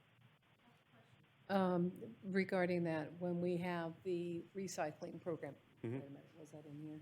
Recycle is combined with the wastewater, yes. Okay, so I guess my question is, opportunity to expand it? I can let operations talk to it, but the last time we looked at building the reservoir, or I think it was south of the El Dorado Hills plant, I guess that land between where the site was identified, there's a lot of rock, but there's it could be doable. You could put a trunk line, I guess, or whatever you call them, to take the recycled water and put it down into that reservoir for the winter storage, I guess it would be, and then you pump it back for the summer use. That, years ago, was $60, $70 million. But do you put that asset on 5,000 customers? That's the real, unless we could get that money as a grant or something for the state, I think that's where it finally it hit the wall. It just, you couldn't put a debt service of $60 or $100 million asset on 5,000 recycled customers, because that's all we have at the moment. Was it 5? Yeah. So that's where the financial aspects kind of, unless, depending on how the board took action, it could be holistic, water asset. But since we have the water, I know, it goes back to John Fraser's last year or two, when we started kind of relooking at our water inventory. Yeah, we bring it up, George brings it up, I bring it up, we all think that would be a great idea, but then you guys have to throw cold water in our face every time about Potable water. the expense of having year-round storage in order to store enough during the winter to get through summer. So we're not supplementing with potable, let alone expanding it to more people. And the cost per person then gets really high. Yeah. So that's the financial conundrum. Very good point, Director Day and Zini. I think that this is one where we really need to search in the state coffers. Yeah, I'm pointing at you, Bob. In the state coffers for the water projects, because this one has all the right ring to it of reduced consumption, reusing, and so the only way feasible to go forward with a project like that is to use money that's not ratepayer funded. And that's a good point. So, but there is clearly some kind of magic happening in state for funding, and now with some enhancement from the federal government on water conservation. And doesn't it make sense, that if it was a one-time fee, somebody said, doesn't it make sense that we expanded that in order to grab that money, but also provide to our customers, it doesn't matter which group, it could be even further up the hill, You know, some of our large businesses are not enjoying the benefits of having recycled water and landscaping and whatever. So my feeling is it's something we need to look at. And if it's a one-time purchase or whatever, it just makes sense that we grab that money if we can, if we have a shelf project waiting there. Yeah, and I know Elizabeth Dawson is part of the recycle group for the state, so, you know, she'll be, I'm sure, looking for things. Maybe we can bring that up in the CIP, because there are some operational concerns too, using stored water out of a pond and then retreating it to put in your recycled water system too. And we can talk more about that. Oh, no, I think it's a great idea, and I'd love to be able to expand that for our customers. It's really, what's the cost benefit factor? You know, emotionally, yeah, it's great to use recycled water multiple times. It's just, what's the cost and can you afford it? Okay, final slide. Okay, this is just a recap of kind of the breakdown of cash between operating reserves and then restricted assets. The combination of operating reserves and then the reserve cash that we have for capital replacement, self-insurance, the routine capital replacement, that's the line that really is our operating cash. So in year 2022, it's about $40 million of operating cash. And then that over time, so far in my schedule, drops to about 10.3. Now this is where I'm saying on the wastewater side, on the water side, FCCs are going to be construction. You know, they'll come in, they'll go out for construction. Wastewater, we're collecting them, you know, for the major line replacements and whatnot. But if it continues to grow, which this projection shows around 2024, I would say let's, you know, my direction would be take some of those FCCs from the wastewater and pay the debt. Instead of out of operating cash, pay the debt out of FCCs, because it's totally allowable. But if we don't have really the capital projects in the pipeline, let's use the FCCs for the debt payments. So this schedule here, I could move FCCs up into easily operating cash, kind of replenishing to the tune of probably $3 million a year, or maybe not quite that much, but pretty close on the wastewater side. So just so you know. I guess I'd proceed with caution doing that, because I think it's like in the past where for wastewater, we're riding on our laurels, kind of. And Tracy Crane, when he gave us tours of the plants, which we appreciate and learn, they're deteriorating every day. Oh, yes. And so, you know, I'm concerned that we might defer, and then be back into the panic. Now we have to issue big bonds. So I'd just be cautious. It's just one of the, you know, the tools in the tool belt. But just, so there's ways to work cash legally. Otherwise, I wouldn't suggest it. So next slide. Okay, so that's the end of my presentation. Remind the board, there's no action. Yeah, not yet. I wouldn't do Not that. yet. Jennifer does that. Not yet, That's but our reminder. there will be an approval next meeting, I think, isn't there? So this is our chance to knock it around a bit. Any board comments? Very good information. Okay, is there any public comment on this item?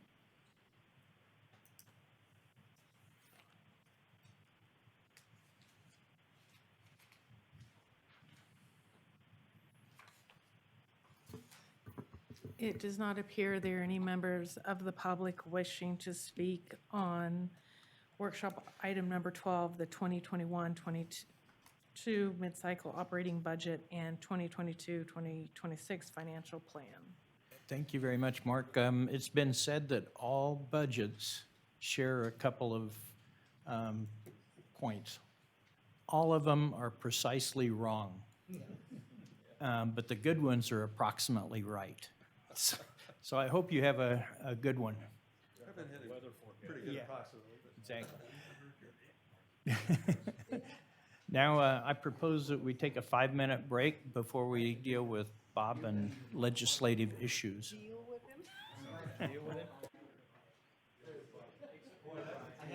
We will take a pause and report back by 10:50, 10 minutes to 11.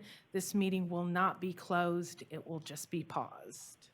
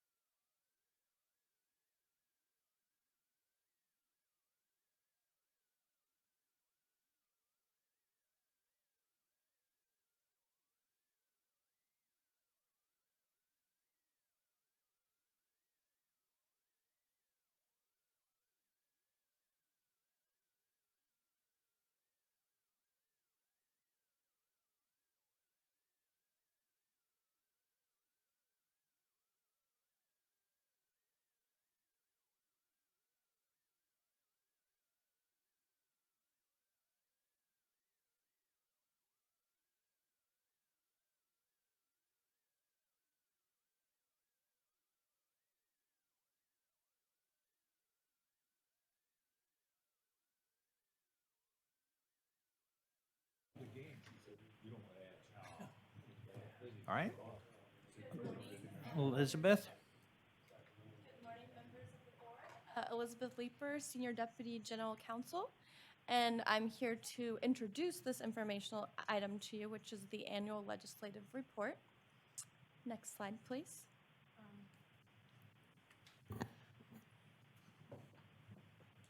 We just need to take a quick pause here for 1 second.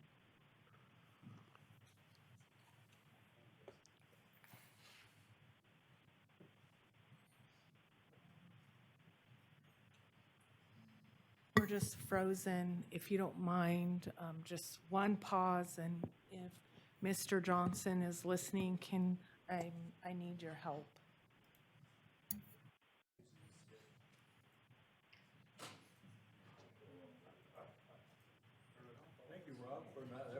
Yeah, there it goes. Okay, just for the record, I have no camera control, but I do have control of the PowerPoint. So we'll just watch the board and move along with the PowerPoint. Thank you, Jennifer.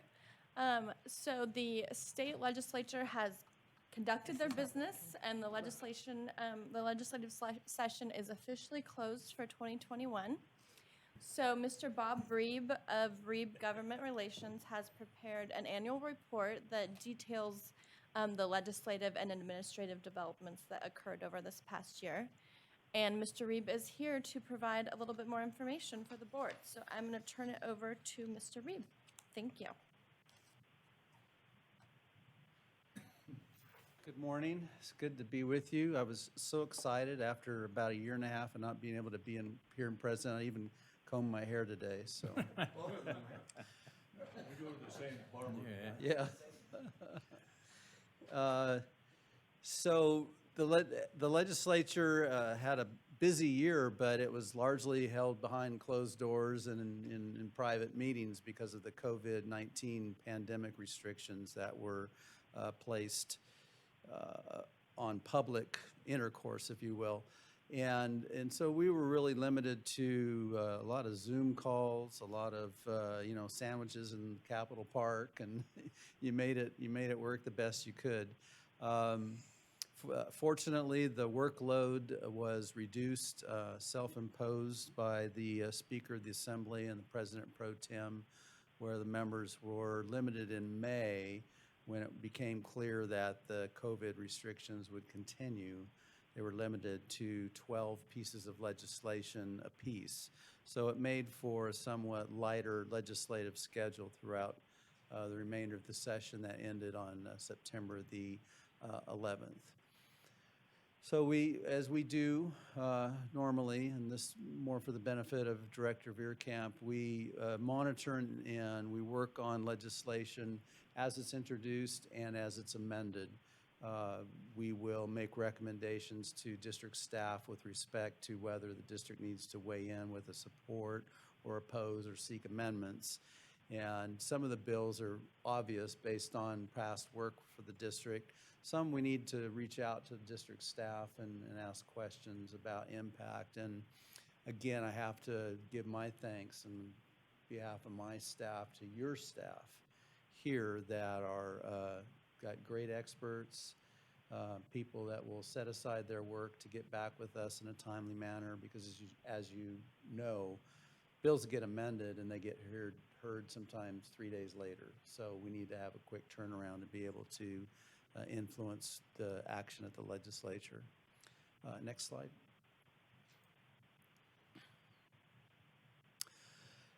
Before you yes. Move to the issues, dealing with legislators through remote means, Zoom or whatever, what's your feel on how effective it was for you to be able to contact and influence or provide our perspective on things using the electronic media as opposed to the traditional go sit in the waiting room and catch them when they come in and out? Right, not as effective. I didn't think so. A real challenge. And a lot of what we do also is we're in the Capitol in the hallways. We're dropping in on offices. We're seeing our colleagues.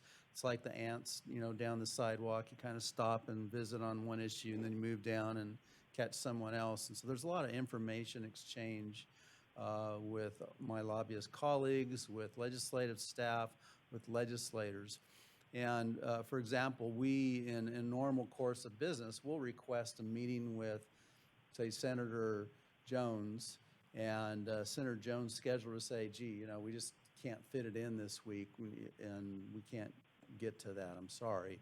And so I will look at Senator Jones' committee hearing schedule, and I'll know that Senator Jones has to leave his office to go to the Appropriations Committee, Wednesday at 9 a.m. So I'm there outside the hallway just by chance. And we'll ask Senator Jones if I can walk with him and talk about, a bill or an issue. We didn't have that this past year. So yeah, it was more of a challenge, definitely more of a challenge. We spent a lot more time, even with staff. Staff was outside of the building working from home on their cell phones. And so when you call the office to reach them, you got a recording most of the time. And then someone would have to come in once a week and pull down those voice messages, send them out to staff, and then staff would have to get back to us. So it was a challenge. Probably one of the biggest bills this year was companion measures, SB 222 and 223. These were measures introduced by Senator Bill Dodd, a Democrat from Napa. And these followed up on his legislation when he was a member of the Assembly, AB 401, which directed the State Water Resources Control Board to investigate and study the possibility of the state of California establishing a water low-income rate assistance program. The State Board did that analysis with some collaborative work with stakeholders like the Association of California Water Agencies, California Municipal Utility Association, and environmental justice and social justice groups. What came out of that study and report to the legislature was an approximate $600 million annual program that was recommended by the State Water Board that covered water and wastewater and would target payments or credit to drinking water and wastewater customers to low-income households. And low-income households were defined and recommended to be 200% of federal poverty level. So it was approximately, because it changes each year on inflation, but it's about $54,000 per family of four per year. So if a family of four earned $54,000 per year, that and below terms of income would qualify for assistance. El Dorado Irrigation District took an opposed and less amended position, as did the Association of California Water Agencies, really most of all of their members, and the California Municipal Utilities Association, for a number of significant concerns. Primary one was that the program had no funding source.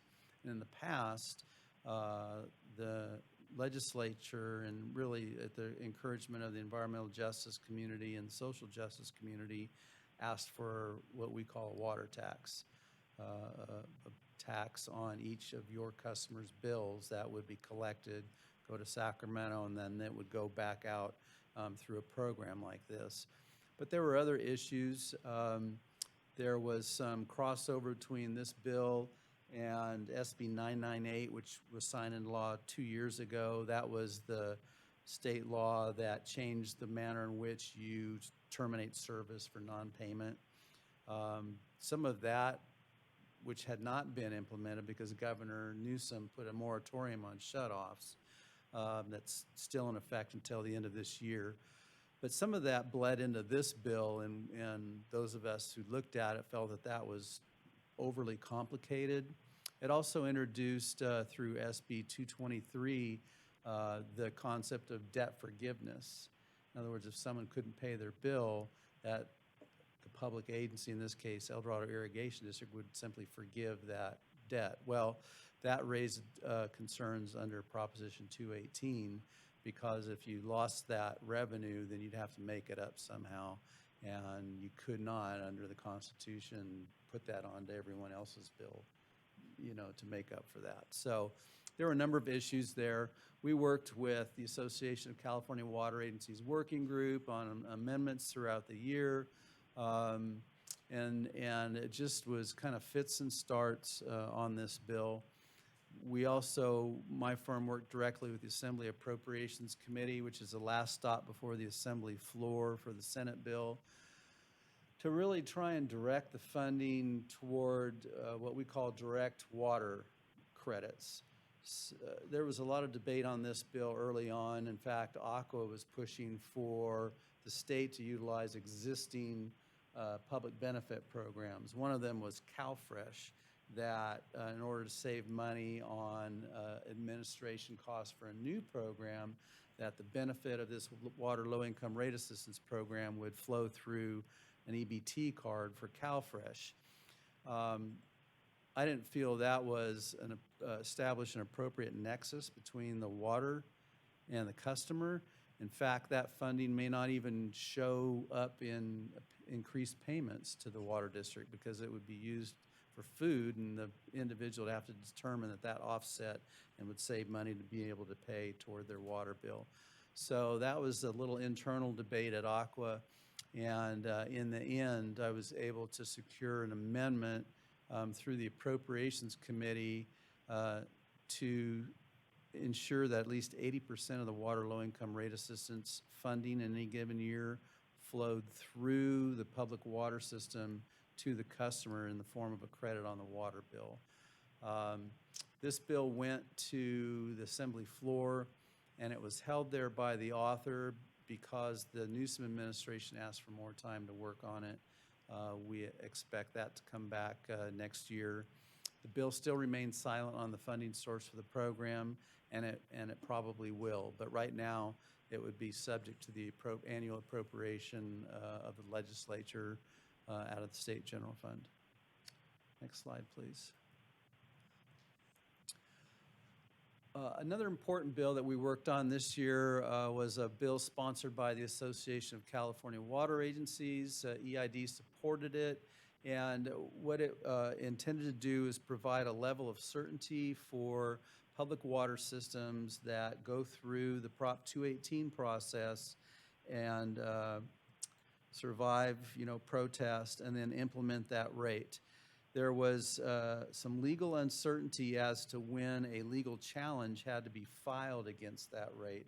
And in one case, litigation on whether a public water system could include the costs of fire hydrants and fire hydrant maintenance in their water rate went back, this litigation went back 6-7 years.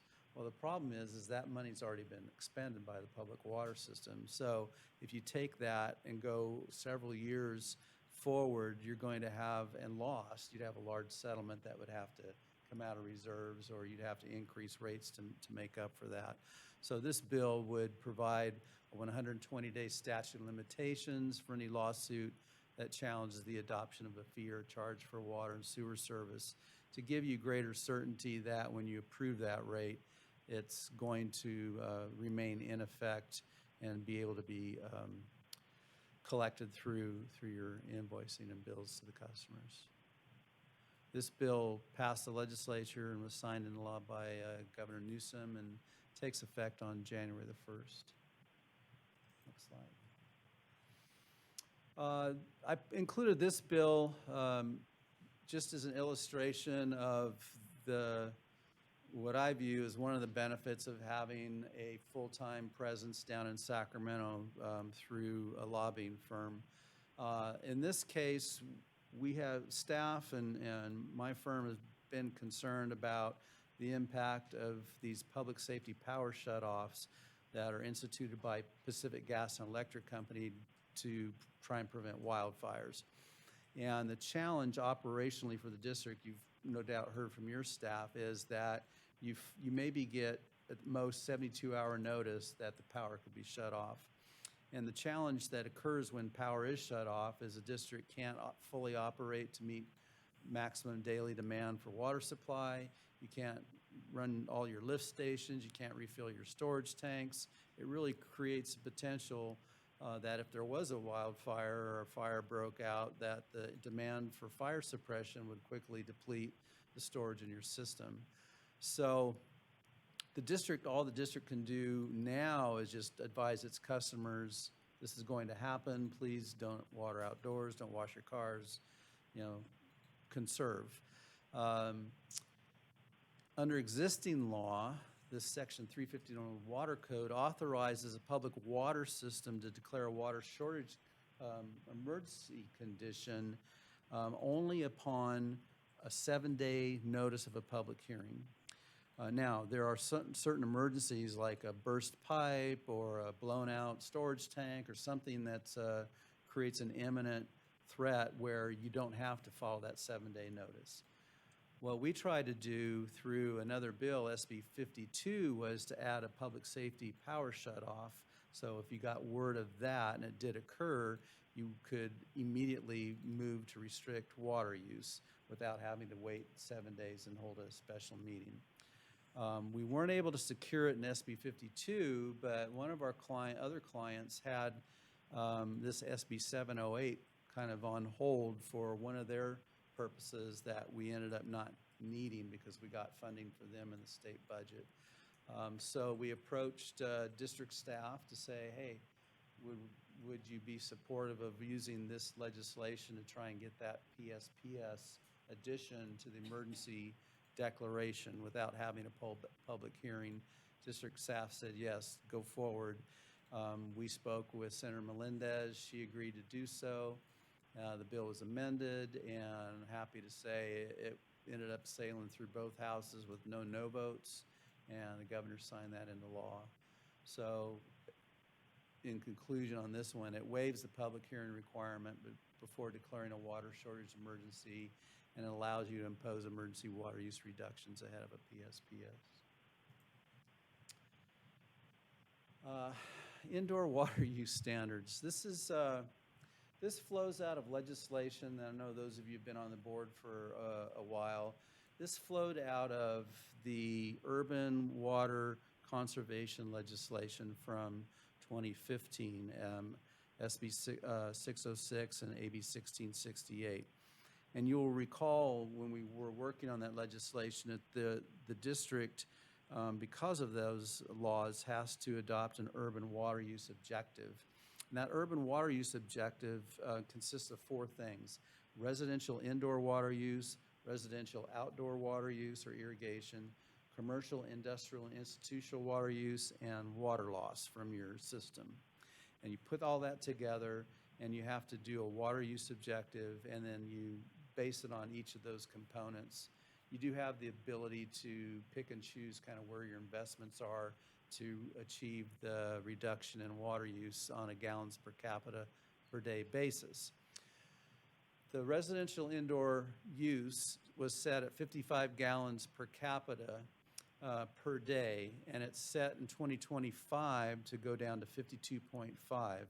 One of the key pieces of that legislation that we were able to secure was a requirement that the State Water Board and the Department of Water Resources conduct studies and investigations to justify that number in statute getting lower. In other words, to require on an aggregate basis for people to use less water in their homes each day, gallons per capita per day. And so that was done, and that study came out during the course of this legislation that supported lower numbers, but there's no collaboration that was required in the statute. So that report was held. But this bill would have done 2 things when it was introduced. It would have just reduced the number down to 48 gallons per capita per day in 2023, which is well ahead of the schedule that we agreed to. And it would have eliminated the requirement for the administering agencies to do the studies and investigations. Our primary concern with the studies and investigations is that we need to understand what the impact will be to the wastewater collection system with less water going in, to recycled water production. In other words, there's a lot of investments in engineering that's gone into your system already that's in place. If we're now going to pursue lower and lower residential water use, mean, that's a good thing, but we need to understand what the impact is to the existing infrastructure. This bill was going to wipe that out. So the district maintained an opposed position on that bill, as did, I mean, I think, Brian, every other Aqua member agency opposed it as well. It was just seen as going back on a deal that we, fought hard for, and Assemblymember Friedman agreed to in 2015. She ended up making this a 2-year bill, and I'm not sure what the plan will be, but it'll be eligible to be acted upon in January. It'll have to move through policy and fiscal committees in the Assembly in January, and I'm just not sure that she has enough time to do that. She hasn't released any amendments or any, further communication to Aqua about what her plan is. So I think we'll just have to obviously keep an eye on that one. But just, is there any indication of how they're going to discern the difference between internal and external use of water? I mean, is that in that plan at all? Yes. So some of the larger urban agencies have been moving towards dual metering. So the house, you say you have a residential house, you have a house, they'll have a meter for the indoor and a meter for the outdoor. And for a lot of the commercial, industrial, and institutional accounts, they'll have, there's a mandate now for separate metering. But for all those areas that have already been built with, 1 meter per house, the legislation requires the Department of Water Resources to develop an aerial survey software, kind of Google Earth kind of thing. Yeah, GIS that will, from an aerial perspective, look at your district and determine how much irrigated landscape is in place. Now, obviously, you live in Pollock Pines area. I lived up there for 13 years. You're not going to Excuse see me, much. Camino. Camino. Yeah, that's a suburb of Pollock Pines, right? But you're not going to see much on the ground, up there because of the trees. So they've been working on it. They've been, it's now 6 years later, they've been doing some pilot studies with different types of districts. Desert Water Agency, one of my clients down in Palm Springs, is one of the pilot studies, trying to figure out how this is going to work. But in the meantime, you're going to have to estimate that yourself and work towards identifying what that outdoor use, residential use would be. And, you can kind of guess a little bit during the winter time. Like, I shut my systems off, a month ago.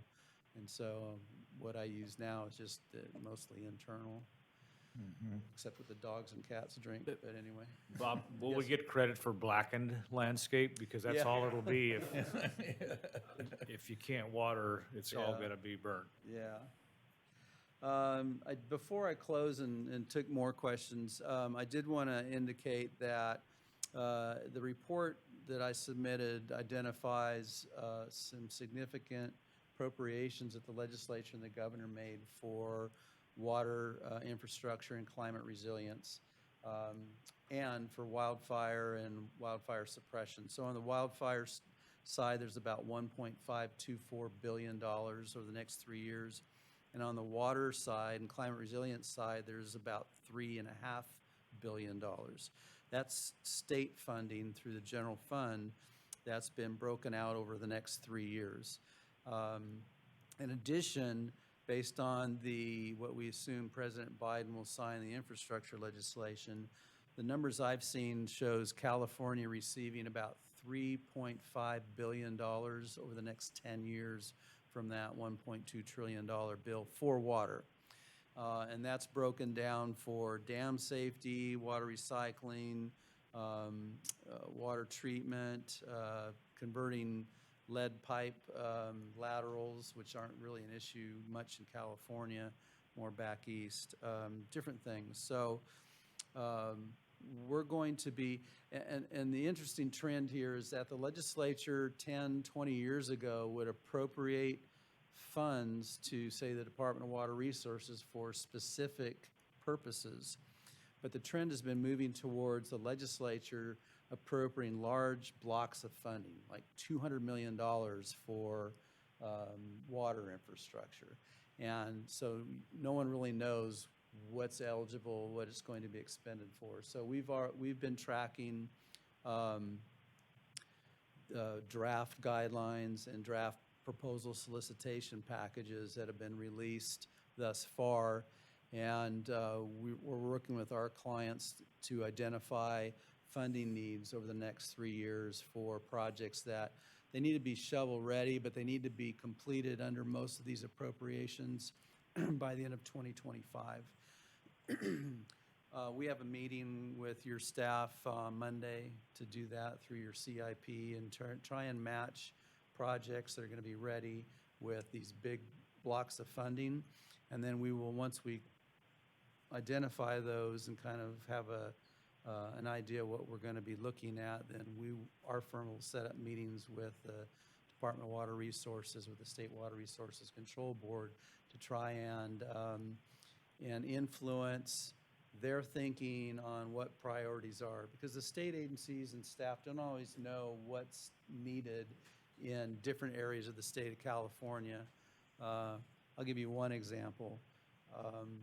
There's significant groundwater contamination from PFAS and PFOA chemicals down mostly in Southern California, Orange County, LA, and that area. And it comes from manufacturing that's located down there, from military bases, from foam to put out fires at airports and things like that. We asked the legislature on behalf of a coalition down there to appropriate funding for PFAS and PFOA. But we want to make sure that that goes into treatment of groundwater production wells for drinking water. And the reason that we're doing so is because when those groundwater wells get pulled out of production, it puts greater pressure on Colorado River and Delta, Northern California Delta water supplies. And so if we can get state financial assistance to get wellhead treatment, get those wells back online, they're in adjudicated areas down in the LA basin, for example, so it's not, they're not even subject to SGMA and groundwater pumping restrictions. So the State Water Resources Control Board isn't going to roll out funding guidelines until maybe December or January. But my client will be meeting with about 8 of their staff people, video conference this week, to really talk about what the need is. They've already identified the wells, the disadvantaged communities that could be, that is affected, the costs and everything else. So the goal here is we'll be communicating that to the state board staff in hopes that when the draft funding guidelines and the proposal solicitation package is released, that it fits what the need is locally. So that's what we're going to do with you and your staff here this next Monday, and then follow through and set up those meetings so that we can try and get our not only our foot but at least half of our leg in the door ahead of those decisions. Any questions?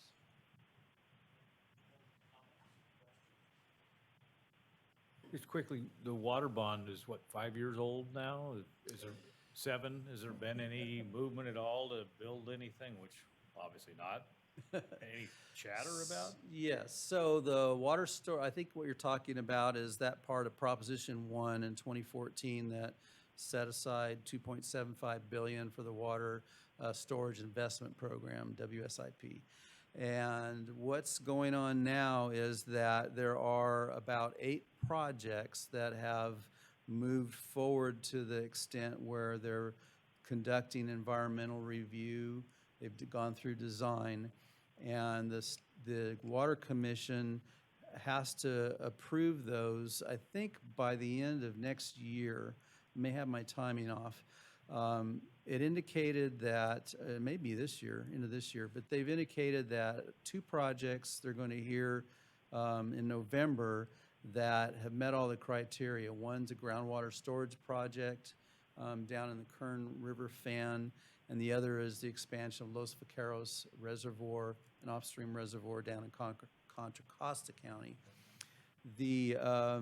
Then in December, they're going to be looking at Sites Reservoir project up in Colusa County, And then there's another project, I think another groundwater storage project in Sacramento County using recycled water for South Sacramento area recharge and agricultural uses.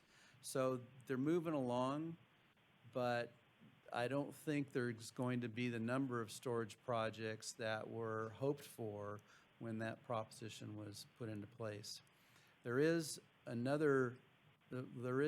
initiative proposal that is before the Attorney General right now.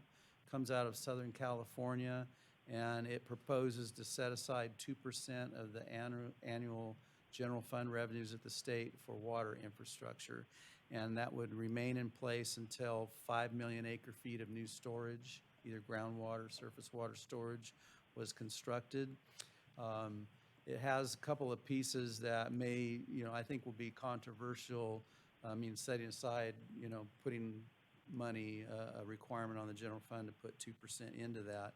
But it does have streamlined CEQA process that I think will be pretty difficult for the environmental community to accept. And it does allow for whoever the Natural Resources Secretary is in Sacramento to overrule the Coastal Commission with respect to permitting of desalination projects. That's gonna be probably a little controversial on the Coastal Commission. Yeah. So that is before the Attorney General for ballot title and summary preparation. And once that's approved, then it'll go out for signature gathering. It has a very short window to make the November 2022 ballot. I think it has to collect 1.2 million signatures by April. So they've got to really tackle that very quickly. But that's kind of the water infrastructure storage program is still perking along. Thank you. Director Anzini? Yeah, so just one, and you just hit that topic of desalinization. The biggest issue I think that most people have to protect is how water agencies are turning into private industries. And I think my biggest concern is ratepayers don't benefit when a water company comes in and tries to grab infrastructure money or the Proposition 1 money for little projects that are so expensive. And somewhere along the line, maybe at ACWA, we can propose that we just oppose it. Public agencies are the benefit of everybody in California, and by handing money over to privatized companies who will benefit their investment, which is based on tax dollars, is not good for the whole of California. And I would suggest that we could come up with a resolution that we oppose any desalinization or water projects owned by private industry, unless it's for their business, but that's completely different. It's not benefit to the public of the, to the taxpayers. Thank you. Any other board comments?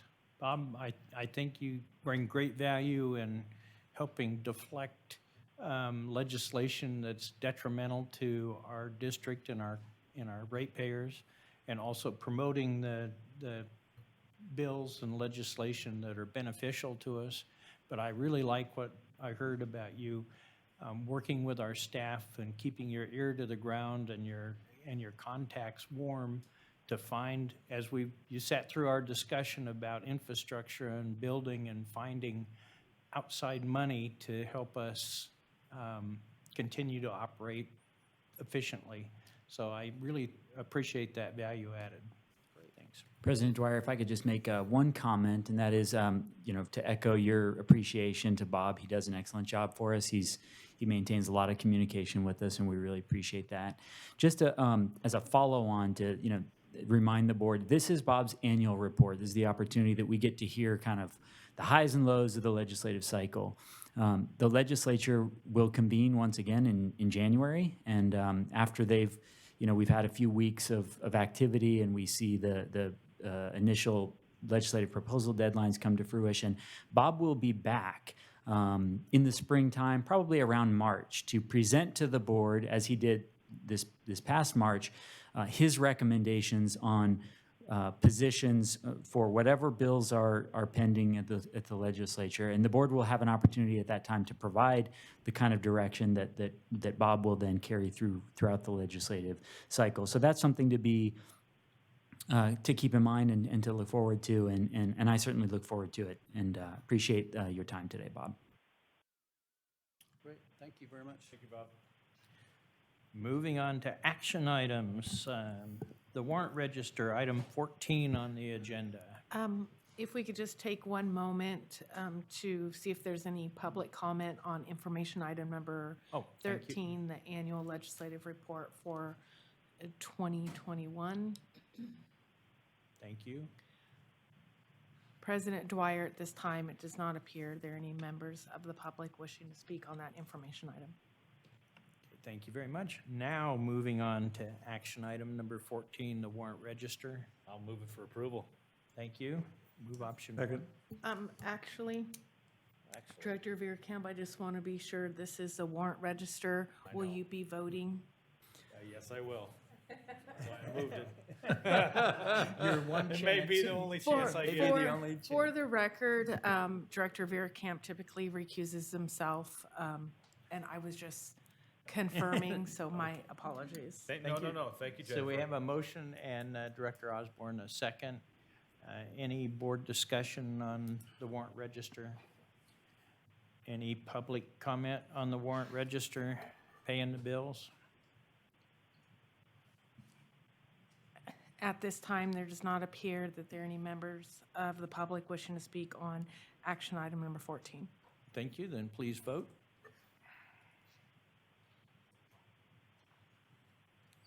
Division 1, 2, 3, 4, and 5, voting aye, motion carries unanimously.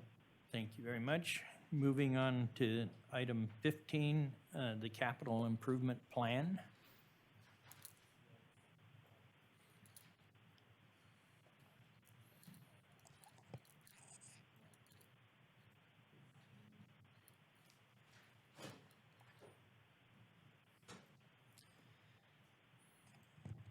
And just a reminder, we had the workshop at our October meeting where we went over all these projects in great detail.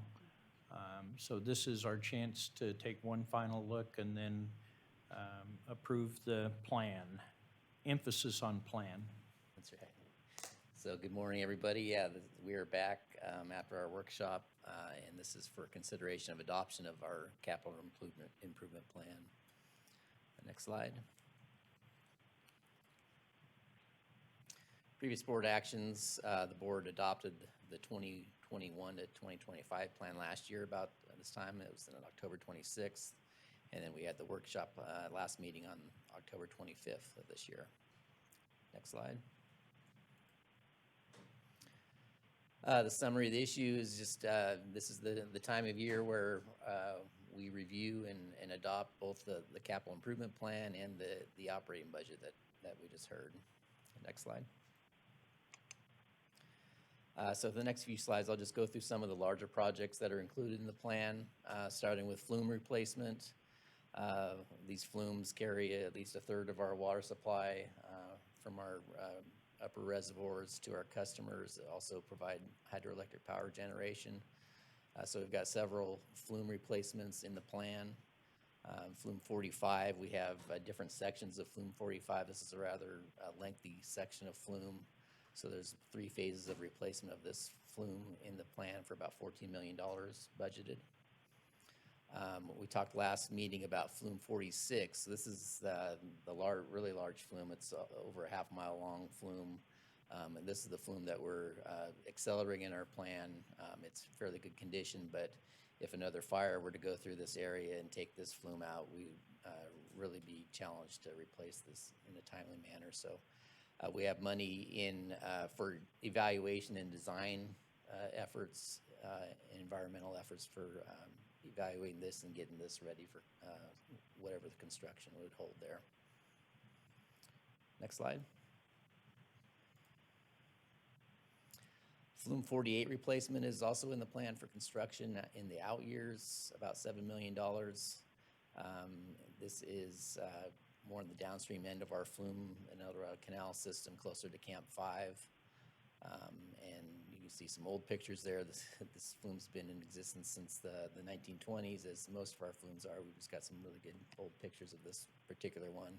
I think that was the old Highway 50 that crossed over the I canal. think we need to buy new vehicles. That's just something. Yeah, that's getting back to the vehicle replacement. I was gonna say, that's George with his learner permit, I think, in that car. They have to do that. That's a tradition. And this one, we're also looking at, we've talked in the past, where we're looking at replacing this and bypassing this with a tunnel. So we're still evaluating that option as far as the cost benefit instead of just a straight replacement. So that's our flumes. In one of our larger looming projects that's also in the plan as far as for the design, environmental permitting processes is the Silver Lake Dam replacement. Construction at this point is anticipated for around 2027. But this is a dam safety requirement that's mandated by our dam safety regulatory agencies. And they're watching our progress. So we're going to make progress this next year with scoping the project and initiating some of the design work. Is there a get well date by the safety? Is there a time limit that we have to have this project done? They have not mandated a date that it needs to be constructed. They've just asked us, what is your schedule? And so we've given them our schedule this past year. Okay, thanks. Water line and service line replacement in the plan, about $47 million budgeted over the next 5 years for replacement of old water lines. We've got a couple specific projects in Pollock Pines on Drop-Off Road and Four Bay Road, water line replacements in the plan. And then we've got just some general $5 million per year numbers in out years planned as new projects come up. And we have about $5 million per year for annual service line replacements that's been brought to the board before. Next slide. The Sly Park Intertie. So this is, I think, the first year in a while that we're showing construction dollars. So we have about $27 million shown in the next 5 years that would include construction. The Sly Park Intertie, just as a refresher, this is a 22 and 30-inch pipeline built in the 70s during that large drought back then for emergency purposes. It's corroded to a point where it needs to be replaced. It's not operational. It hasn't been operational for several years now. This would allow us flexibility between our two water supply sources, between Reservoir A from Sly Park, Jenkinson Lake, and Reservoir 1 at Four Bay. So it allows us to shuttle water either north or south, depending on whatever our needs would be. For example, this last couple of weeks, we've been dealing with large muddy water at Sly Park, so this would be a great project that we would have had or could have had to be able to just shut off Res A, assuming we had Reservoir 1 online, which we don't right now because the fires were in a difficult situation on both ends. But those type of issues that would be resolved by this, along with drought resiliency as well. Jim mentioned earlier, we did, the county staff recommended that we be allocated about $750,000 from American Rescue Plan funding for this. So they've recommended that to the board. The board had an item this last week, and they're going to bring that back, I think, at the Board of Supervisors meeting, at the next meeting, to hopefully approve that. So that funding would help us to proceed with design and environmental work for this pipeline. And then we're also looking long-term for construction dollars as well from the grant side, both from DWR. They've got some drought resiliency funding packages that are being advertised right now, as well as potentially from Reclamation. They have Water Smart grants that are available as well that this pipeline could potentially qualify for. So we'll continue looking for grants to hopefully offset those big construction dollars. Next slide. Storage tank replacement. We've got 30 or probably about 40 storage tanks in our system. And so we have an ongoing program to replace these as these age out. The top left picture is one of our floating covered reservoirs. These were, floating covers are really, they're called hypalon covers. It's kind of like a rubber plastic material that just lays on top of the water. Lots of maintenance issues. These are way past their service life, and so these need to be replaced on an ongoing program. So Reservoir 1 is our first one that in the worst condition that we'd like to replace, and we're evaluating that right now as far as the method of replacement. Looking out a little bit farther, we've got Reservoir 6. This Reservoir 6 is a steel tank, kind of along the lines of the Reservoir 2 project that the board had just heard about. These were replaced in the era of the open reservoir replacements. And so they are due, Reservoir 6 is due for a complete replacement, we believe, at this point. And then the Monte Vista tank is a small tank, but it's in very bad condition. This is out in the north part of El Dorado Hills off of Salmon Falls Road that serves customers out there. So about $8 million in their 5-year CIP for storage tank replacement. Next slide. The mudload force main replacement. So this is the great example, recent example of the need to keep going with the capital replacement program and keep following that. The mudload force main, it's about a 9-mile, 12-inch AC pipeline, asbestos concrete pipeline. And it conveys wastewater from customers in Diamond Springs, El Dorado, all the way down to, west towards Cameron Park to our Deer Creek wastewater plant. This has experienced breaks in the past, and we've had projects in the past to replace sections of this line. At the workshop last year, as we were having the workshop, or last meeting, as we were having the workshop, this section of pipeline broke. So that occurred on a Monday. We immediately got Doug Veerkamp Engineering out to help us replace that section of break. They replaced that the same day. We brought the system back online. The next day, we had another break just upstream of that area. So this section of pipeline obviously needs to be replaced. Just a pitch for completing these projects ahead of and not being reactionary. The emergency replacement cost about $1,000 a foot, and we think about planned replacement would be about $500 a foot. So we do have funds in the CIP allocated for this. We had already allocated funding before these two breaks for the mudload force main. We also have the town center force main that we've been working on to replace as well, and Strolling Hill sewer line. For the acronym, so that people who are seeing this, that's MLFM is Motherload. All Yeah, right. mudload force main. And the other one is Town Center. Town center force main, yes. Just clarify Somebody else acronyms. reminds me about acronyms as well. sitting- It's getting to my to right. be quite an acronym language.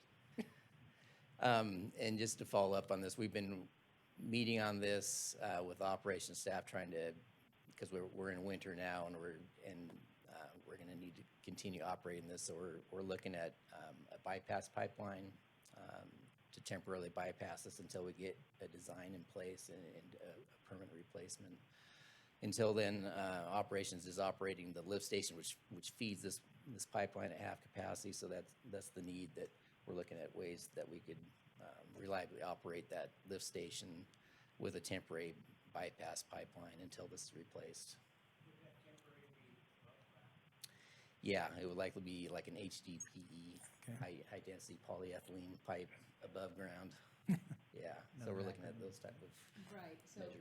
I'd like to ask one other question, because early on, you mentioned the word asbestos, and the line that we're replacing is removing the asbestos. Exactly? How old are those lines? They were installed in the 70s. Okay, just to Yeah. be clear. Okay, Yeah. thanks. Yeah, and when we say asbestos, it's all contained within the concrete, so there's not any risk to the public. But people jump to conclusions very fast, and pretty soon they're going to be buying their own water, so.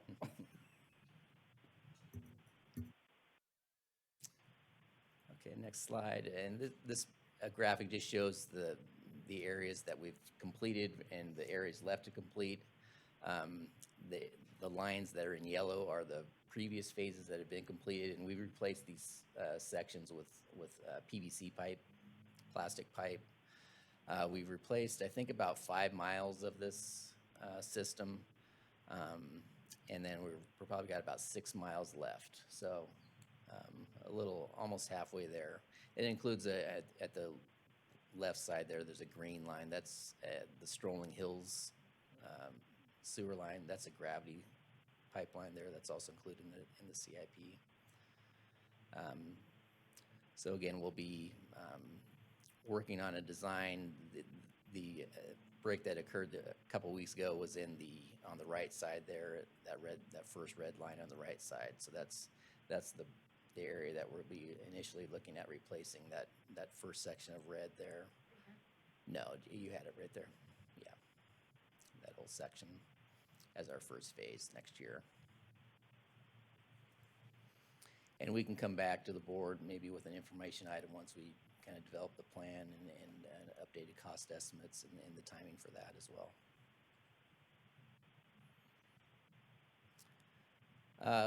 Moving on to wastewater lift station upgrades, 60-something lift stations that convey wastewater in our system, about $10.5 million of planned upgrades. And you can see some of the lift stations there. Indian Creek, which is located off of Missouri Flat Road. St. Andrews Lift Station is one in El Dorado Hills. Rancho Ponderosas and Shingle Springs. So those are various either complete replacement or various upgrades and communication improvements for each of those lift stations. Next slide. Finally, on the general district category, these are highlighted by our Hanson software replacement project, vehicle replacement, and then various replacements or security improvements to our IT infrastructure. That's about $24 million over 5 years. And then just looking at some tables for the overall numbers, you can see our 2022 to 26 CIP totals about $238 million, about $55 million planned for 2022. And then similar to what Mark had described in his operating budget, we typically plan for actual expenditures to be about 70–80%. Sometimes we do a little bit better. Hopefully we do a little bit better in some years. And so that would mean about $165 to $190 million of actual expenditures over that 5-year period. Brian, back up one, please. Of that $40, $50, $30 million per year, how much is from bond proceeds and how much is from FCC and how much is PAYGO? I may need finance help with that one, but so I think we're. I don't have the schedule with me, but I can pass that through Jennifer if you want. Yeah, I'd like to know that because I think that's kind of important. It's a good thing to have a balance between those categories, but this isn't all out of the bonds, right? No, not all of the bonds. So as far as the bond projects, we're finishing up the main ditch pipeline and the Folsom Lake intake. So part of the dollars that you see there are from the 2020 bond. There may be some additional money out of that 2020 bond and then the future 2025 bond that we discussed. Pat, if I may. Yeah, I mean, ultimately, it's all, other than the CIP, other than the FCCs, the bonds end up being the same as PAYGO because we end up having to pay every year, every month on it, so to speak. You know, the advantage of the bond is a big chunk of cash all at once for these big standalone projects. One thing I noticed, it's only a trend of 3, but it's something I think I'm going to watch because if you look at the 2020 and 2024, the first line CIP, $59 million the first year, and then it kind of drops down. Then you look at the 2021 to 25, the middle one, it's 78 million the first year, then it kind of drops down. And then now the current one we're discussing, it's a bigger number, 55 million, then kind of sort of drops down, not as much as the other ones. What's jumps out at me is that it's a rolling, that first year keeps growing and is big. And then we say we're gonna have lower years after that, but so far we're not. It keeps being a big number. So it's just an interesting, I mean, I know part of it is unexpected things happening, but it's just, I'll have to go back and look at some of the old ones and just be curious to see, are we underselling what's gonna happen a few years down the road? But it's actually, every year turns out now where it's big numbers. So that's just something that jumped out at me as a number trend. Yeah, and I think part of that, really 3 large projects that were, in those timeframes, the main ditch, the Folsom Lake intake, and 4 Bay really affected those initial year numbers. And then some is just resolution of what we have in front of us that we know now versus, looking out 5 years. I think there's just kind of a natural progression of lowering numbers. But yeah, I think it's a little bit deceiving because we really had 3 large real projects in those first, that 2020 to 2022 timeframe. Not to surprise anybody, but we've also disclosed that in 2027, probably Silver Lake, that's going to be a very large project. And then secondly, Brian's disclosed that we have some water capacity projects that we'll have to be dealing with. That will probably be in 2027 as well. So we only have 5 years up here, but there are big projects still out there. That's another good point. Yeah, there are projects that they come up in that time period that we just don't have a clear scope on yet. So in the plan, we leave out, trying to estimate what a construction cost would be until we know more. So, we go through this next year, maybe one of those projects becomes clearer and we get a better estimate than that would go into the CIP. So it's just kind of more of a planning function of developing the plan. I think lastly, in 2026, we have a big project in there, and that's the intertie. So depending on whether we get grants or whether we have the bonds approved by the board at that time to move forward, that's an individual project that will be hopefully shovel-ready, and we can get some outside funding for it. But that's why that number is a little larger than normal. All right, next slide. This, just while we're at it, is a good spot. This shows our historical expenditures compared to in our historical expenditures, actual are shown in blue, and the future 5 years are in green. And with Director Day's comments from your last comment, we tried to adjust the historical expenditures based on the Engineering News Record Construction Cost Index. So you can see that the adjustment is orange, which essentially adjusts the historical cost to today's dollars.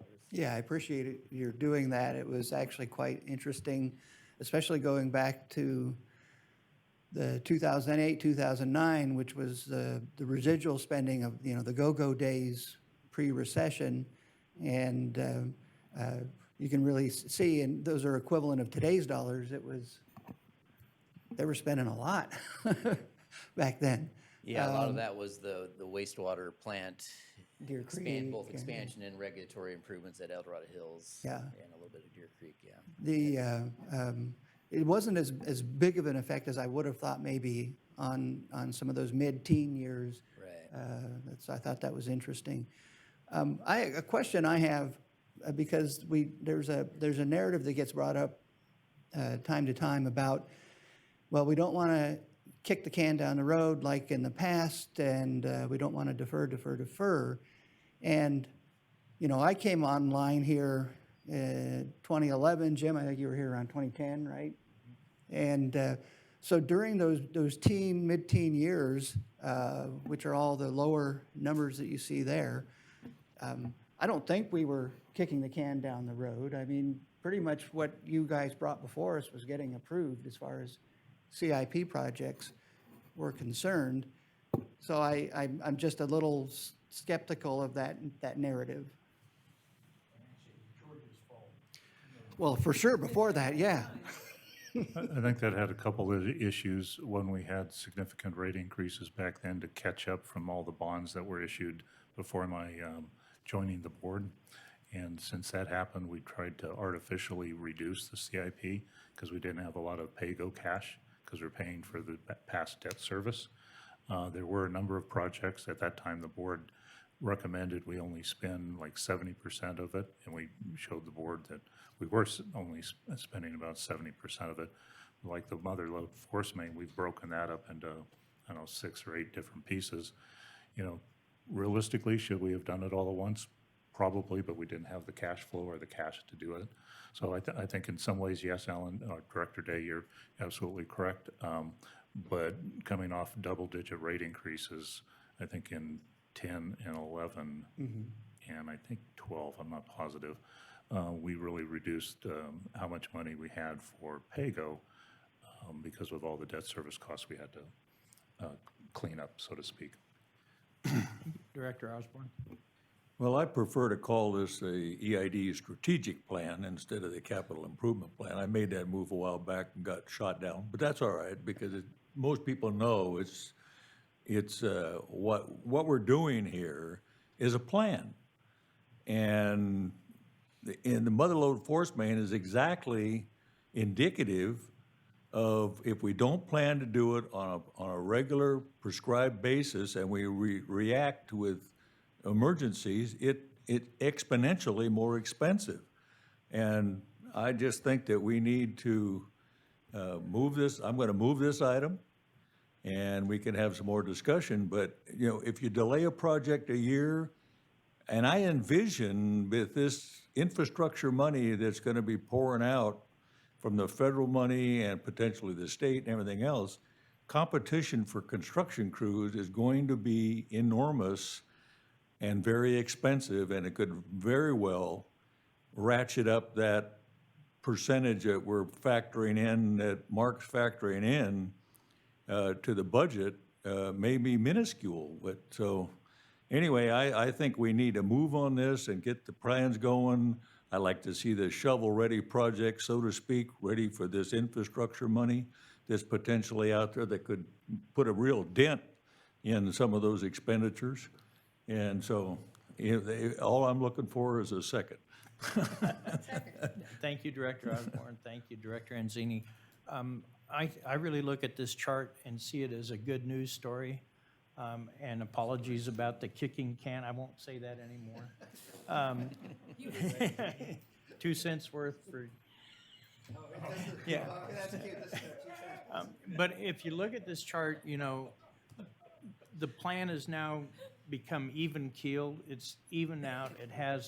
It's taken some time to get there, but now we have fairly stable capital investment plan, and all these projects have to be in the plan if we're ever going to pursue other grant money or, so you have to be ready in the plan, and they all say subject to funding availability. So this is just our plan, our strategic capital plan. How's that for a compromise?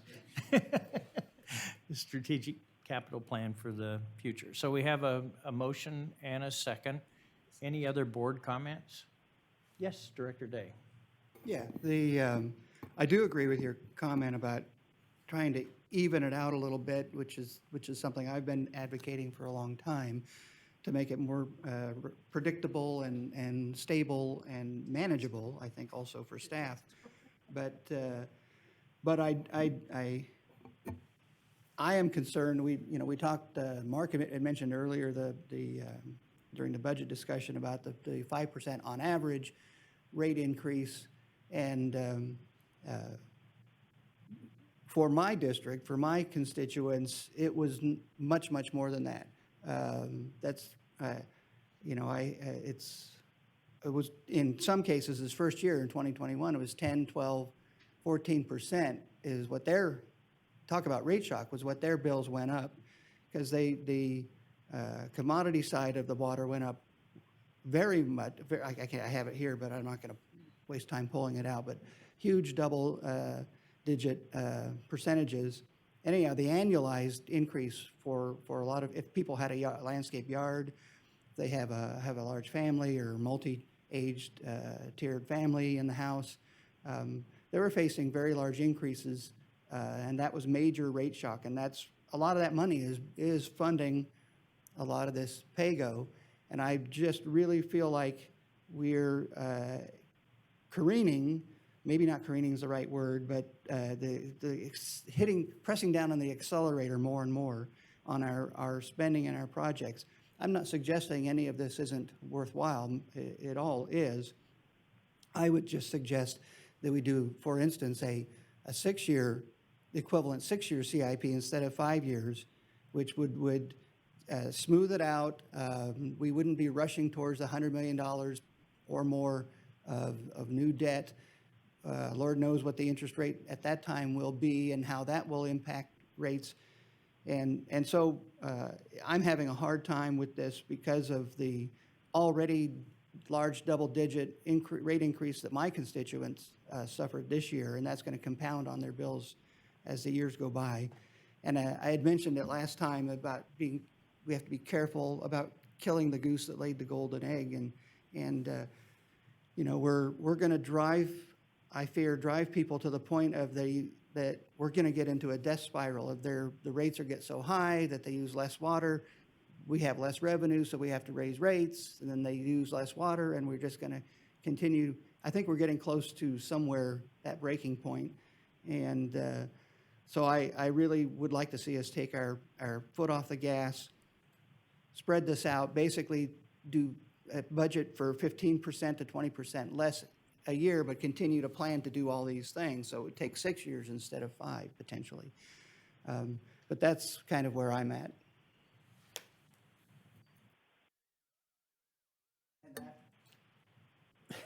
Your 2 cents for it, okay. Thank you. All right, any other board comments? Any public comment on the capital improvement plan adoption?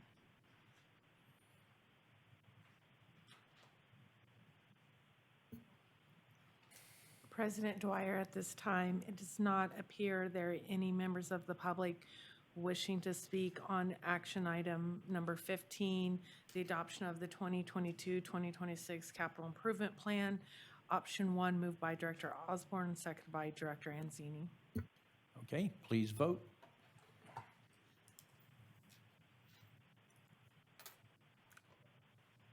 Division 1, 2, 3, and 4 voting aye. Division 5 voting no.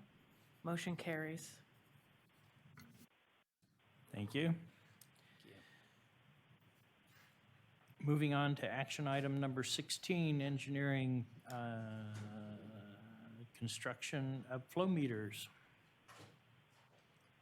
Patrick, you didn't bring your knife with you this time, did you? No. Okay. I didn't have anything to show.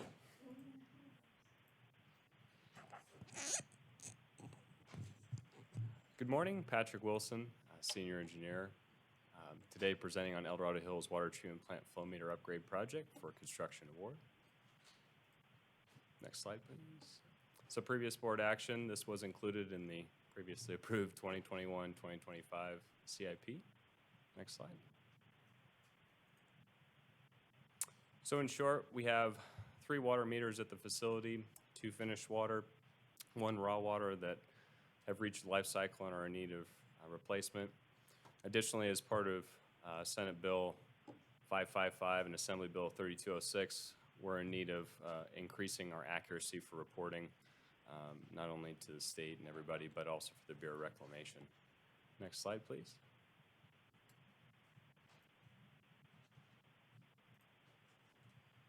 So the existing raw water flow meter, which is a 30-inch, is in the driveway here.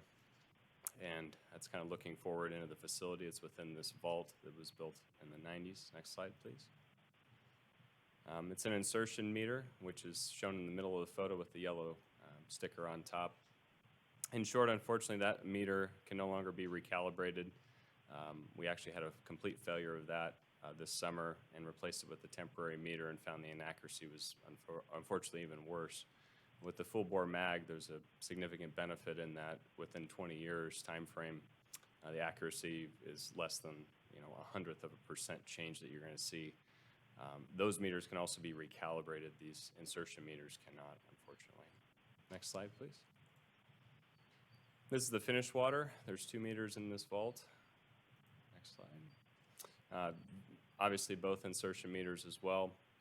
And we've had verification that these meters are from, I'm forgetting the name of the WSO. Does that sound right? WSO, thank you, Bill. Validated that both of these meters are outside of the accuracy limits for reporting. Next slide, please. So I'd mentioned we have 3 total meters. We have an 18-inch and a 24-inch. Those are on the treated water side, as well as a 30-inch in the driveway. That's the raw water flow meter. We'll also be installing a new flow meter vault in the driveway for that raw water because that was actually constructed out of brick and mortar. So it'll need to be demoed in order to install the new full bore mag meter.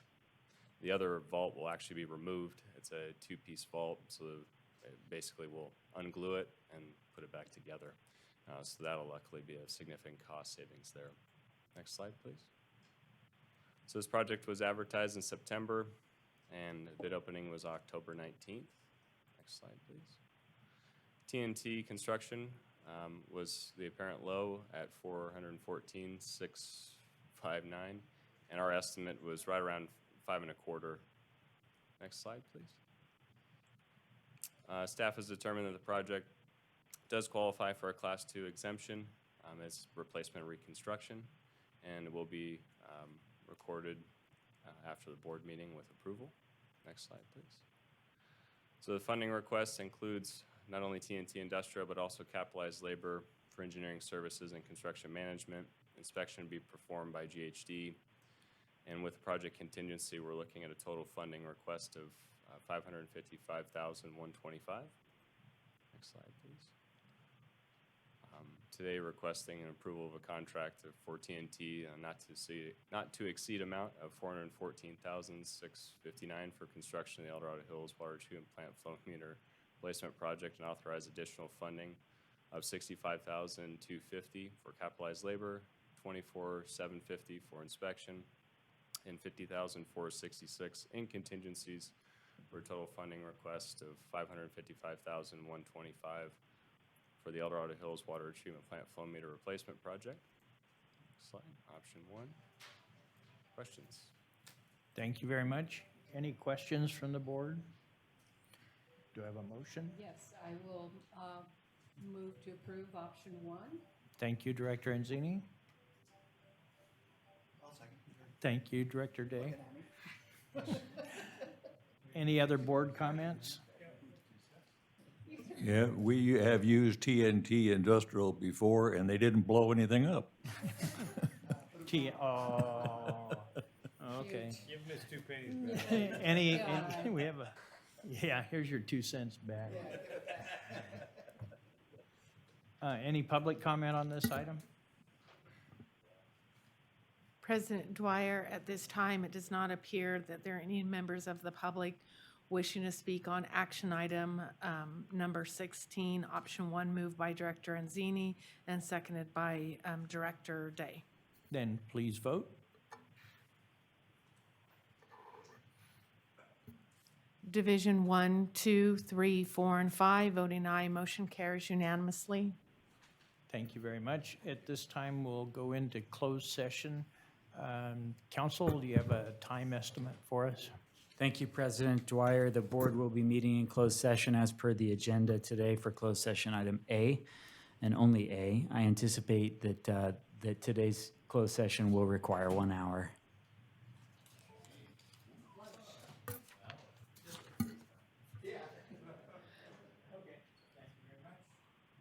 For the purposes of scheduling, the board will not come back prior to 1:05. It could be later, and this meeting will be temporarily shut down until the board reconvenes.